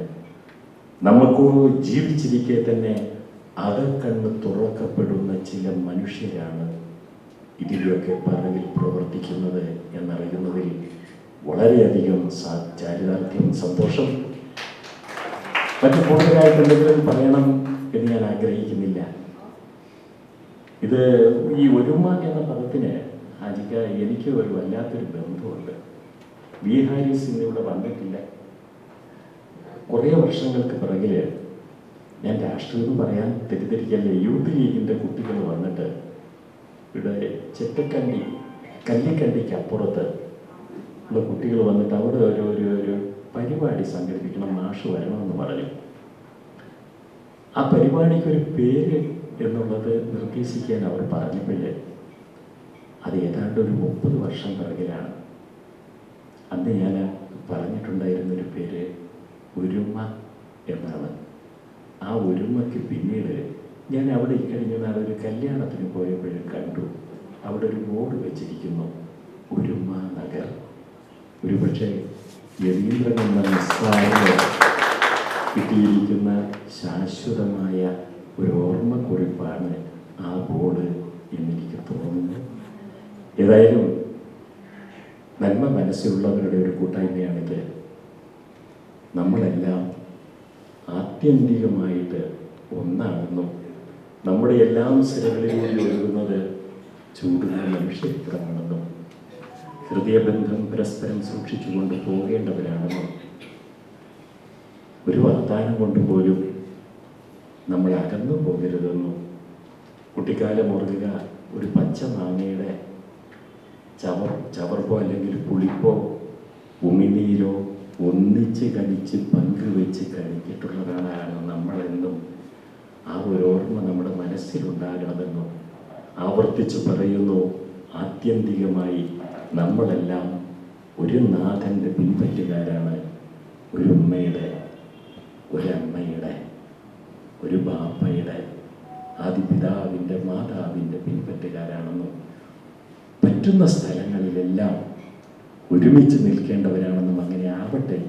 അതിന് പ്രചോദകമാം വിധത്തിൽ എസ് അക്കാദമി നടത്തിയിരിക്കുന്ന അല്ലെങ്കിൽ സംഘടിപ്പിക്കുന്ന വെളിപരിപാടികളുടെ നിശ്ചയദാർഢ്യത്തിനോടൊപ്പം ഒന്നിച്ചു ചേർത്ത് കൊണ്ടുവരുന്ന ഈ പരിപാടിക്ക് എല്ലാവിധ നന്മയും ആശംസയും അർപ്പിക്കുകയും സർവശക്തനായ നാഥൻ്റെ അനുഗ്രഹം എൻ്റെ പ്രിയങ്കരായ സഹോദരങ്ങൾ, എൻ്റെ നെഞ്ചോട് ചേർന്ന് നിൽക്കുന്ന എൻ്റെ പാനൂരിലെ പ്രിയപ്പെട്ട സഹോദരങ്ങളിൽ സർവരിലും വർഷിക്കപ്പെടട്ടെ എന്ന് ആത്മാർത്ഥമായി ആശിക്കുകയും പ്രാർത്ഥിക്കുകയും ചെയ്യുന്നു. ഒന്നാമത്തെ സന്തോഷം, ആഘോഷ സമയങ്ങളിൽ ഇതുപോലെ ഒത്തുകൂടുക എന്നത് നമ്മെ സംബന്ധിച്ചിടത്തോളം ഏറെ സന്തോഷം നൽകുന്ന ഒന്നാണ്.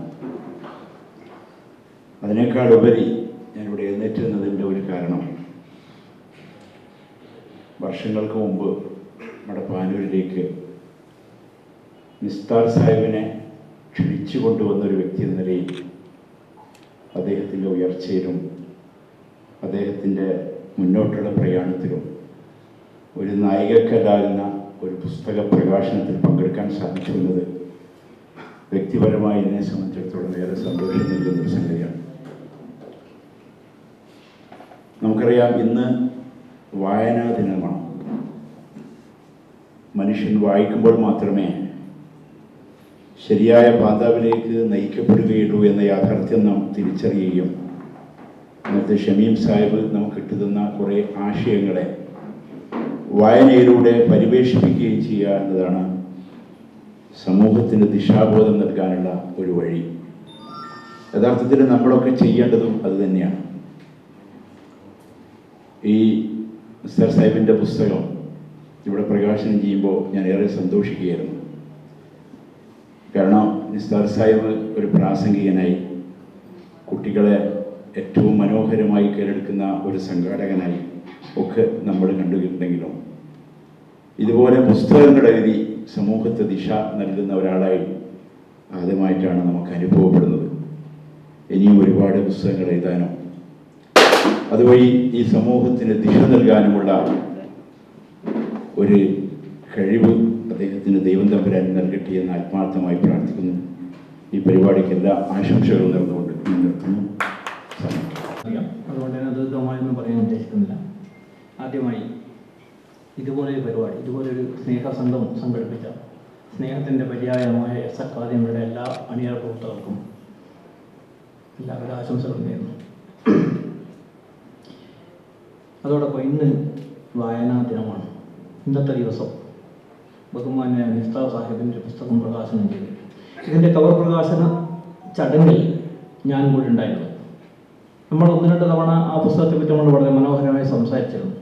അദ്ദേഹത്തിൻ്റെ പിതാവ് പറഞ്ഞ പോലെ ഹൃദയം കൊണ്ട് ഹൃദയങ്ങളോട് സംവദിക്കുന്ന പുസ്തകം, അത് വളരെ അപൂർവമായ കാര്യമാണ്. ഒരുപാട് പുസ്തകങ്ങൾ വായിക്കുന്നതിൽ ഒരുപാട് പുസ്തകങ്ങളെ അറിയുന്ന ഈ കാലത്ത് ഹൃദയം കൊണ്ട് ഹൃദയത്തോട് സംവദിക്കുന്ന പുസ്തകം, അത്തരമൊരു പുസ്തകം അദ്ദേഹത്തിൻ്റെ പക്കൽ നിന്ന് വരിക എന്ന് പറഞ്ഞാൽ അത് വായനാ ദിനത്തിനും പ്രത്യേകിച്ച് വായനാ ലോകത്തിന് വലിയൊരു സംഭാവന തന്നെയാണ്. ഞാൻ ഈ അടുത്ത കാലത്ത് ഞാനൊരു പുസ്തകം കണ്ടിരുന്നു, ദൈവമേ നീ ആരുടെ തോന്നലാണ്. മാതൃഭൂമിയുടെ സർക്കുലേഷൻ മാനേജരായ നൗഷാദിലെ പുസ്തകമാണ് ദൈവമേ നീ ആരുടെ തോന്നലാണ്. അതുപോലെ അതും ഒരു സംവാദമാണ്. അതായത് ഒരുപാട് പുസ്തകങ്ങളിൽ നിന്നുള്ള കാര്യങ്ങൾ പറഞ്ഞുകൊണ്ട് ദൈവം എന്താണ്, ദൈവത്തോട് എങ്ങനെയാണ് സംവദിക്കുക എന്ന് പറയുന്നത്. അതേപോലെ ഹൃദയം കൊണ്ട്, അതായത് മുറിവേറ്റ മനസ്സുകളോട് എങ്ങനെ നമുക്ക് ആശ്വാസത്തിൻ്റെ നിറദീപമാകാൻ സാധിക്കും.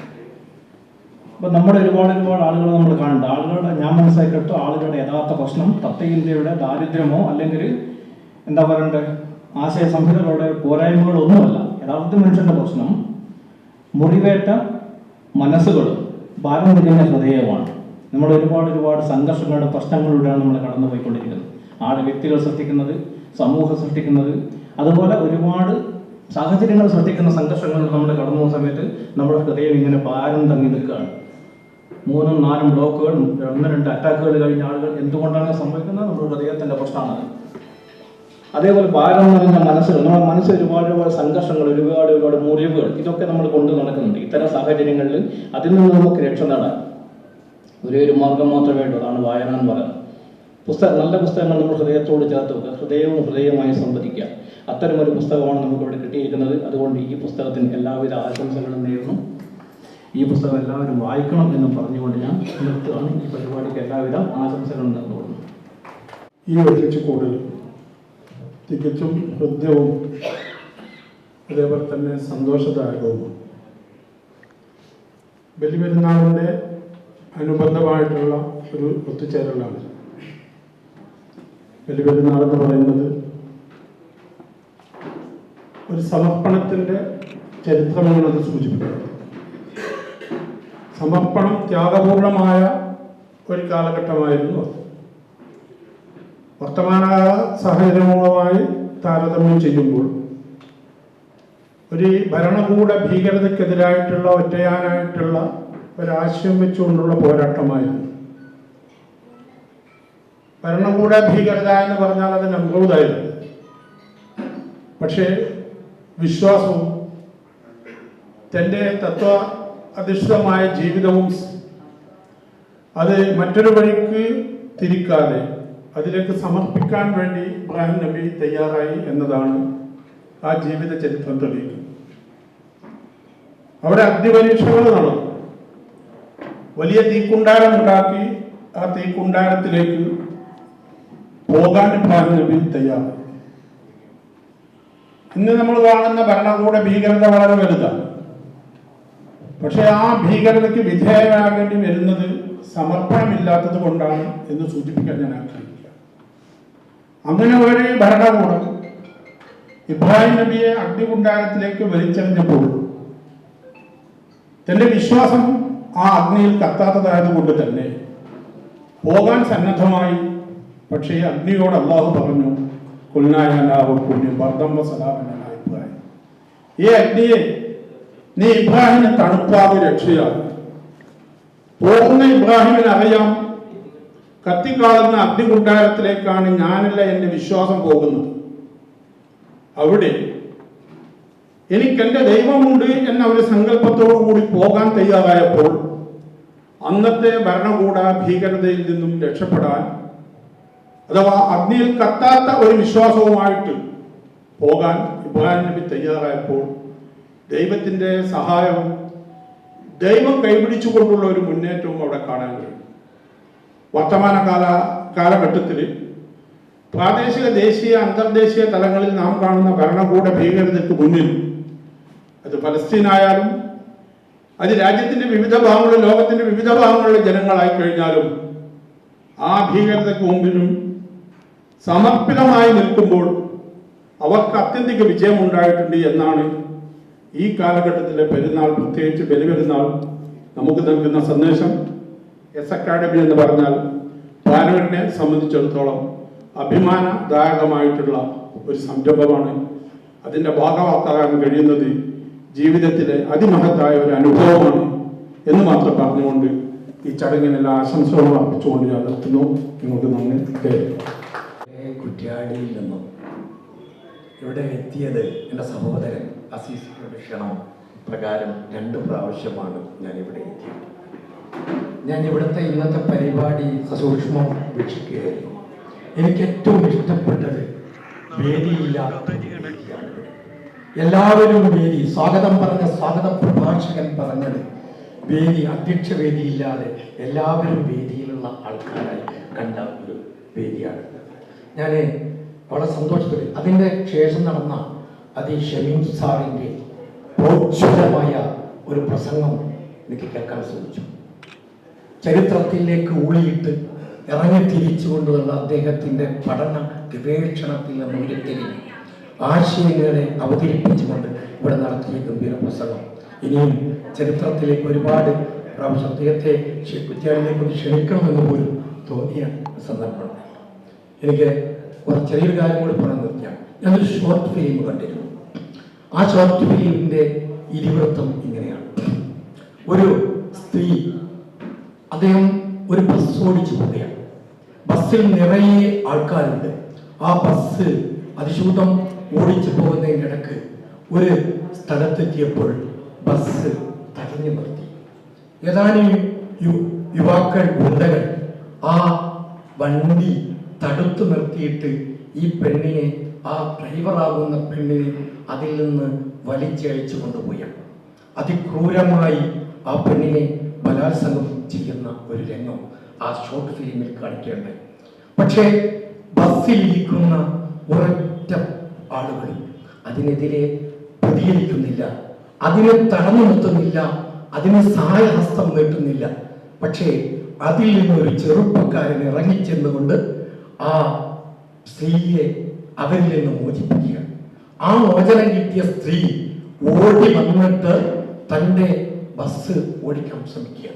അപ്പോൾ ഈ ചെറുപ്പക്കാരനായ ഇവനെ ആ സ്റ്റോപ്പിൽ ഇട്ടുകൊണ്ട് ആ ആൾക്കാരെയും നിറച്ച് ആ വണ്ടി അതിശൂതം മുന്നോട്ട് കുതിച്ച് കയറ്റി ഒരു മലമുകളിലേക്ക് കയറ്റിക്കൊണ്ട് അഗാധമായ ഗർത്തത്തിലേക്ക് വണ്ടി പോയി പതിക്കുന്ന ഒരു രംഗമാണ് ആ ഫിലിമിൻ്റെ കഥയിൽ അടങ്ങിയിട്ടുള്ളത്.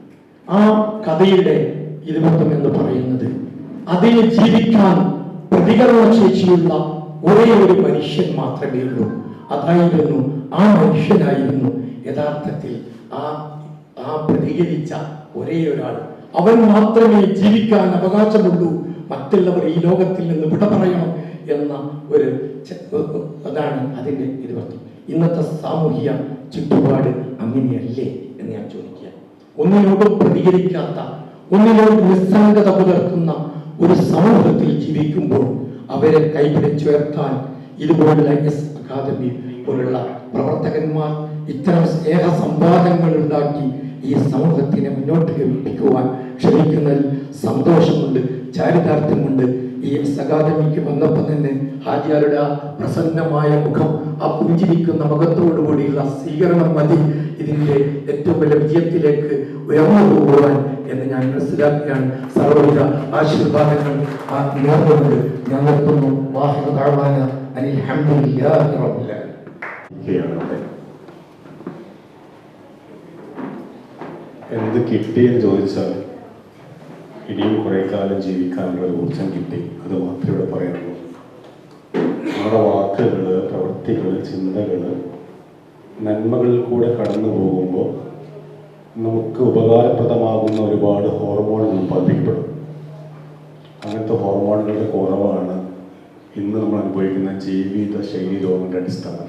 കാരണം നമ്മളൊക്കെ ഉൽപ്പാദിപ്പിക്കുന്നത് കോർട്ടിസോൾ ഉൾപ്പെടെയുള്ള നെഗറ്റീവ് ഹോർമോൺസാണ്. ഈ നെഗറ്റീവ് ഹോർമോൺസ് വരുമ്പോൾ നമുക്ക് പ്രഷർ വരുന്നു, കൊളസ്ട്രോൾ വരുന്നു, ഷുഗർ വരുന്നു, പ്രശ്നങ്ങൾ വരുന്നു. അതിന് കാരണം സന്തോഷമില്ലാത്ത അന്തരീക്ഷം കടന്നു പോകുമ്പോഴാണ്. അപ്പോൾ ഇത്തരം കൂടിച്ചേരലുകൾ നമ്മെ അതിന് സഹായിക്കുന്ന ഒരു ജീവിത രീതിയായിട്ട് മാറേണ്ടതുണ്ട്. അങ്ങനെ പോകുമ്പോഴേ നമുക്ക് ജീവിതത്തിൻ്റെ സന്തോഷം അനുഭവിക്കാൻ കഴിയുള്ളൂ. നിർത്തുന്നു. സാധാരണ നമ്മൾ അറബിയിൽ പഠിക്കുമ്പോൾ ആദ്യം പഠിക്കുന്ന ഹർക്കത്തുകളാണ് ഫതഹ്, കസർ, ലമ്മ. അവസാനം പഠിക്കുന്ന സാധനമുണ്ട് സുക്കൂൻ എന്നത്. ഇതാണ് ജീവിതം.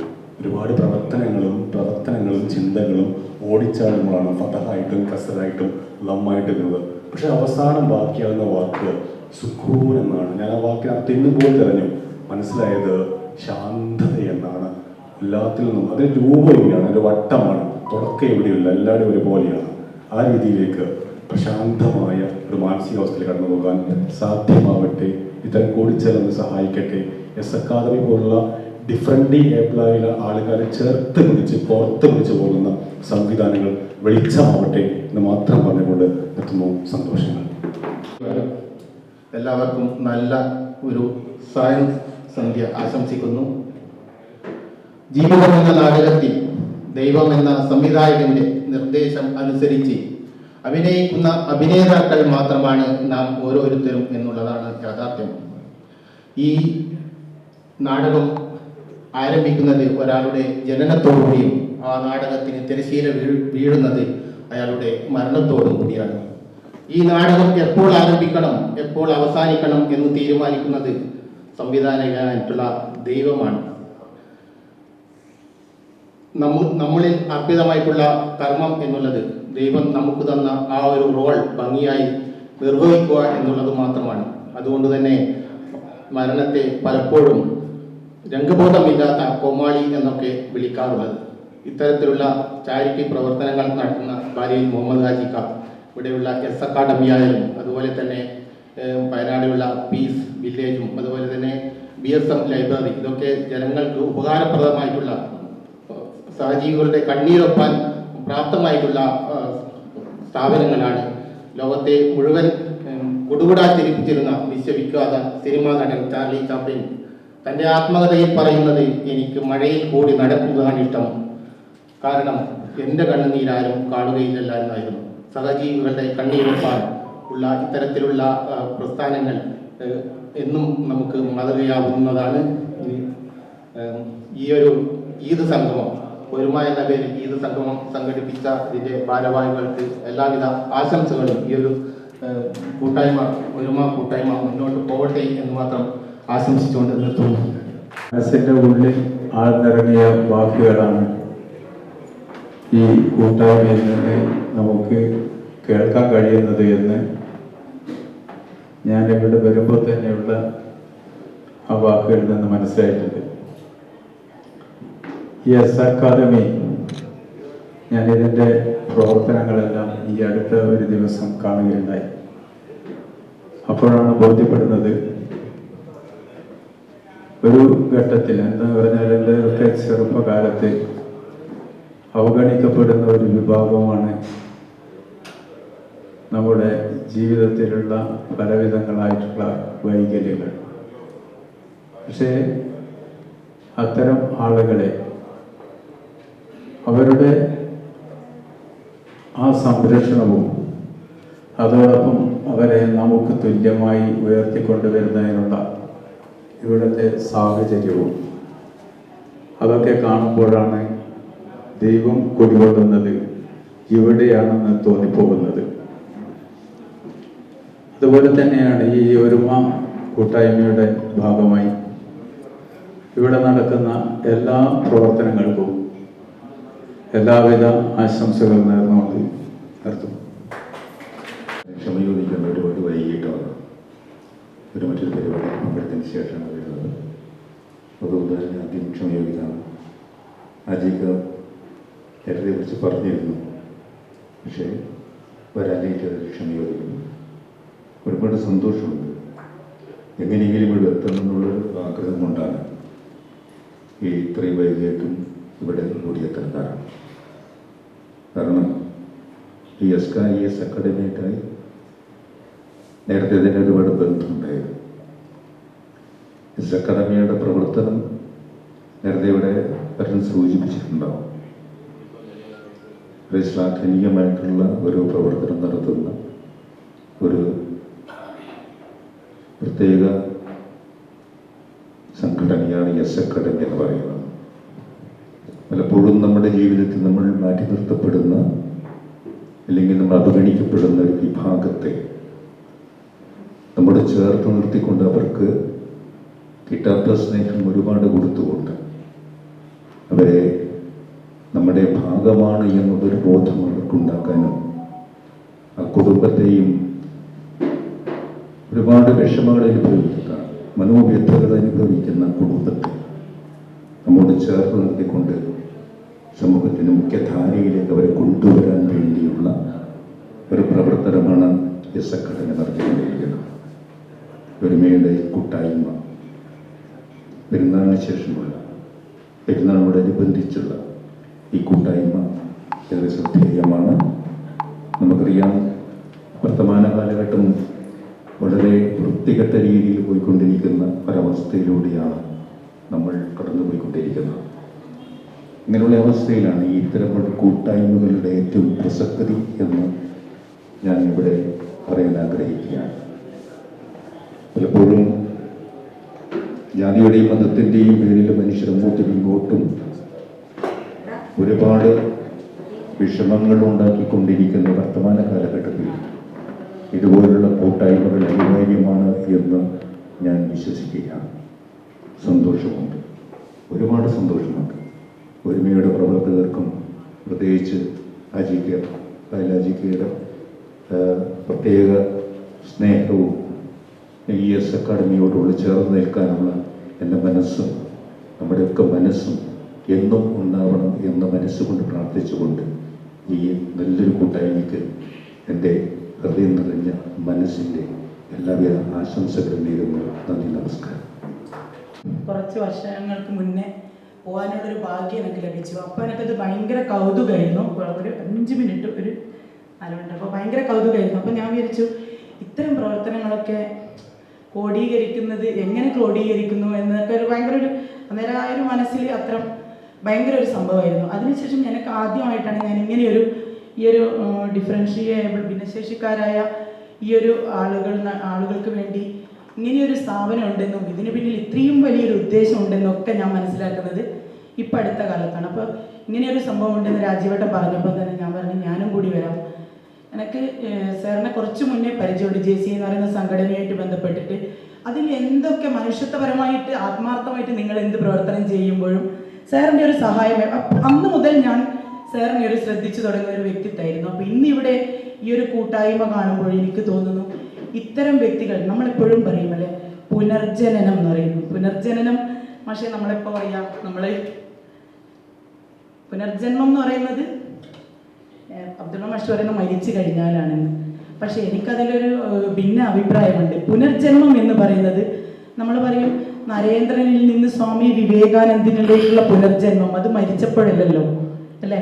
അപ്പോൾ ഇനിയും ഇതുപോലെയുള്ള ഊസുവാജിമാരും അങ്ങനെയുള്ള ആളുകൾ ഇനിയും അടുത്ത തലമുറയിൽ പുനർജനിക്കട്ടെ. പാനൂരിൽ ഇങ്ങനെയുള്ള ആളുകൾ ഇനിയും ഉണ്ടാവട്ടെ എന്ന് ഞാൻ ആത്മാർത്ഥമായി ആഗ്രഹിക്കുന്നു. ഒപ്പം എനിക്ക് ഒറ്റൊരു കാര്യം മാത്രമേ പറയുള്ളൂ. നമ്മൾ ഒരുപാട് നേരത്തെ മാഷാരൊക്കെയോ പറഞ്ഞല്ലേ, ഒരുപാട് സമ്പാദ്യമൊക്കെ ഉള്ള ആളുകൾ ഇവിടെയുണ്ട്, പാനൂരുണ്ട്.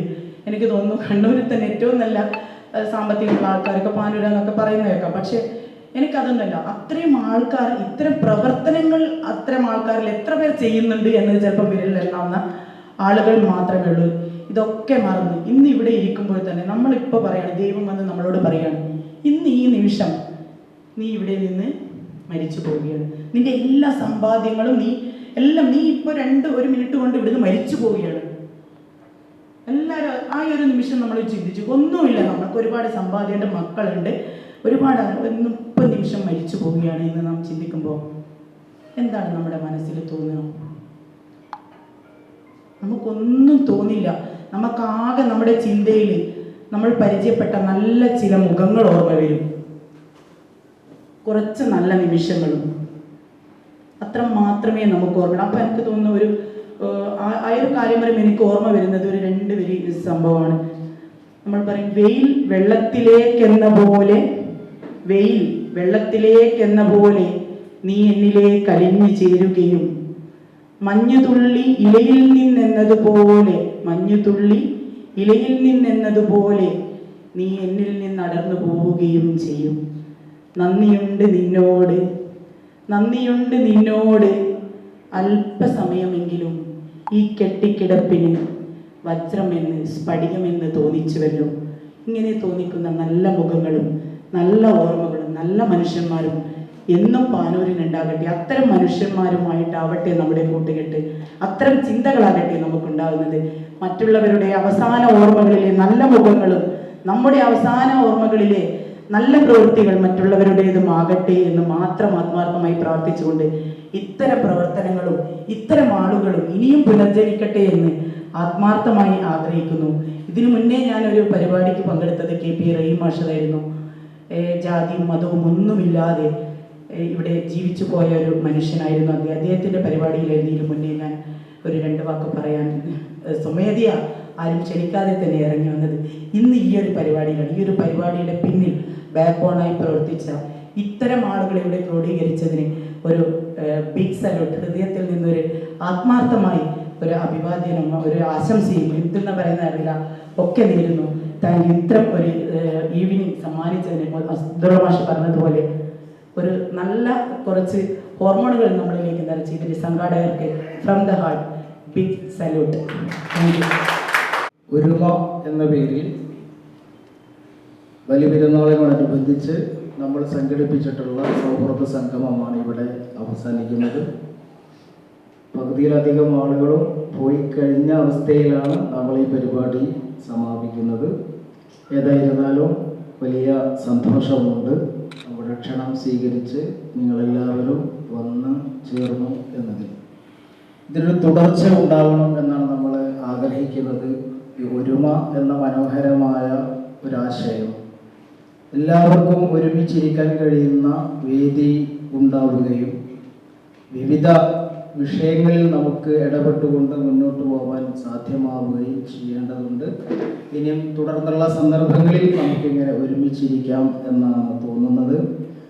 കാട് കത്തിക്കൊണ്ടിരിക്കുമ്പോൾ ഒരു കുഞ്ഞു കുരുവി ആ വലിയ തീ അണക്കാൻ വേണ്ടിയിട്ട് ശ്രമിക്കുന്നുണ്ട്. കൂടെയുള്ള വലിയ പക്ഷികളെല്ലാം പറയുന്നുണ്ട്, ഇത്തിരി പോകുന്ന നിന്റെ ആ കൊക്കിൽ എത്രയാണ് വെള്ളം കൊള്ളുക, നിനക്ക് എന്താണ് സാധിക്കുക. അപ്പം അതൊന്നും പറഞ്ഞ് കേൾക്കാതെ ഈ കുഞ്ഞു കുരുവി ഇതെങ്കിലും ഞാൻ ചെയ്യണ്ടേ എന്നും പറഞ്ഞ് കത്തിയാളുന്ന തീയിലേക്ക് തൻ്റെ കുഞ്ഞു കൊക്കിൽ കൊള്ളുന്ന വെള്ളവുമായി പാറിപ്പോകുന്നുണ്ട്. അതുപോലെ ഈ രാജ്യം കത്തിക്കൊണ്ടിരിക്കുമ്പോൾ, ആളുകൾ കത്തിക്കാൻ ശ്രമിച്ചുകൊണ്ടിരിക്കുമ്പോൾ സ്നേഹം കൊണ്ടും സൗഹാർദ്ദം കൊണ്ടും അതിനെ പ്രതിരോധിച്ച് നമ്മുടെ കൊക്കിൽ കൊള്ളുന്ന വെള്ളം അവിടെ ഒന്ന് ഒഴിച്ചു കൊടുത്താൽ ശാന്തിയും സമാധാനവും നമുക്ക് അവിടെ കണ്ടെത്താൻ കഴിയും എന്ന് മാത്രമാണ് ആ വിഷയത്തിൽ സൂചിപ്പിക്കുന്നത്. രണ്ടാമത് ഇവിടെ എൻ്റെ പുസ്തകത്തിൻ്റെ ഒരു പ്രകാശനം നടന്നു കഴിഞ്ഞു. അതിലെല്ലാവരും വന്നു ചേർന്നതിൽ ഏറെ സന്തോഷമുണ്ട്. അതുപോലെ ഈ സന്ദർഭത്തിൽ അതിൻ്റെ പ്രൂഫ് റീഡിംഗ് നടത്തി തന്ന എൻ്റെ സുഹൃത്ത് നന്ദി രേഖപ്പെടുത്തുകയാണ്. വളരെ ശ്രമകരമായൊരു ജോലിയായിരുന്നു അതിൻ്റെ പ്രൂഫ് റീഡിംഗ് എന്ന് പറയുന്നത്. ആ പുസ്തകം നിങ്ങൾക്കെല്ലാം തരണമെന്നുണ്ടായിരുന്നു, പക്ഷേ വായനാ ദിനത്തോടെ തന്നെ ഇറക്കണമെന്നൊരു നിർബന്ധമുള്ളത് കൊണ്ട് പ്രകാശനത്തിന് വേണ്ടിയുള്ള ഒരു കോപ്പി മാത്രമാണ് അത് പ്രിന്റ് ചെയ്തു വന്നത്. നിങ്ങളിലേക്ക് ഉടനെ തന്നെ അത് വായനക്കെത്തും. മറ്റൊരു പുസ്തകം ഹൃദയത്തിൽ നിന്ന് ഹൃദയത്തിലേക്ക് എന്നൊരു പുസ്തകം അതിൻ്റെ പണി തുടങ്ങിയിട്ടുള്ളത് റഹ്മാൻ മസ്ജിദിൽ കഴിഞ്ഞ 8 വർഷം നടത്തിയ പ്രഭാഷണത്തിൻ്റെ സമാഹാരം കൂടിയാണ്. ഹൃദയത്തിൽ നിന്ന് ഹൃദയത്തിലേക്ക് അത് ഉടനെ തന്നെ പ്രസിദ്ധീകരിക്കണം. നിങ്ങളുടെ എല്ലാവരുടെയും പിന്തുണയും ഉണ്ടാകുമെന്നാണ് ഞാൻ വിചാരിക്കുന്നത്. ആ പുസ്തകത്തിൻ്റെ ആമുഖത്തിൽ ഞാൻ എഴുതിയിട്ടുണ്ട്, ഈ പുസ്തകം എന്ന് പറയുന്നത് മാതാപിതാക്കളുടെ ഒരു പ്രാർത്ഥനയുണ്ട്, കണ്ണിന് കുളിർമ നൽകുന്ന സന്താനങ്ങൾ ഉണ്ടാകണേ എന്നത്. ആ പ്രാർത്ഥനയുടെ ഉത്തരമാണ് ഇവിടെ പ്രകാശനം ചെയ്യുന്ന പുസ്തകം എന്ന് ഞാൻ അതിൻ്റെ ആമുഖത്തിൽ എഴുതി വെച്ചിട്ടുണ്ട്. അപ്പോൾ ഏതായിരുന്നാലും ഇത് എല്ലാവർക്കും ഈ നമ്മുടെ ഫെഡറേഷൻ മസ്ജിദ് റഹ്മ മഹല്ല് ഫെഡറേഷനാണ് ഈ പരിപാടി സംഘടിപ്പിച്ചത്. അവരുടെ ക്ഷണം സ്വീകരിച്ച് ഇവിടെ വന്നു ചേർന്ന എല്ലാവർക്കും ഒറ്റ വാക്കിൽ നന്ദി രേഖപ്പെടുത്തുകയാണ്. ഒരുപാട് ആളുകൾ ഇനിയും ഇവിടെ വന്ന് സംസാരിക്കേണ്ടവരുണ്ട്, പക്ഷെ നമുക്ക് സമയം നമ്മുടെ കയ്യിലില്ല. ഇതിൻ്റെ തുടർച്ച നമുക്ക് എന്തായാലും ഉണ്ടാവേണ്ടതുണ്ട്. ഒരിക്കൽ കൂടി അക്കാദമിയിലേക്ക് നിങ്ങൾ വീണ്ടും വരണം എന്ന് അഭ്യർത്ഥിക്കുകയാണ്. ഇതൊരു ലോകമാണ്, നമുക്ക് പരിചയമില്ലാത്തൊരു ലോകമാണ് അക്കാദമി എന്ന് പറയുന്നത്. ഒഴിവ് കിട്ടുന്ന സമയത്തൊക്കെ നിങ്ങൾ ഇവിടെ വന്ന് നിങ്ങളുടെ കുറച്ച് സമയം നമ്മുടെ മക്കളോടൊപ്പം ചെലവഴിക്കണം എന്നുകൂടി ഓർമ്മപ്പെടുത്തുകയാണ്. ഒരിക്കൽ കൂടി ഒറ്റ വാക്കിൽ എല്ലാവർക്കും നന്ദി രേഖപ്പെടുത്തിക്കൊണ്ട് ഈ പരിപാടി അവസാനിപ്പിച്ചതായി അറിയിക്കുന്നു.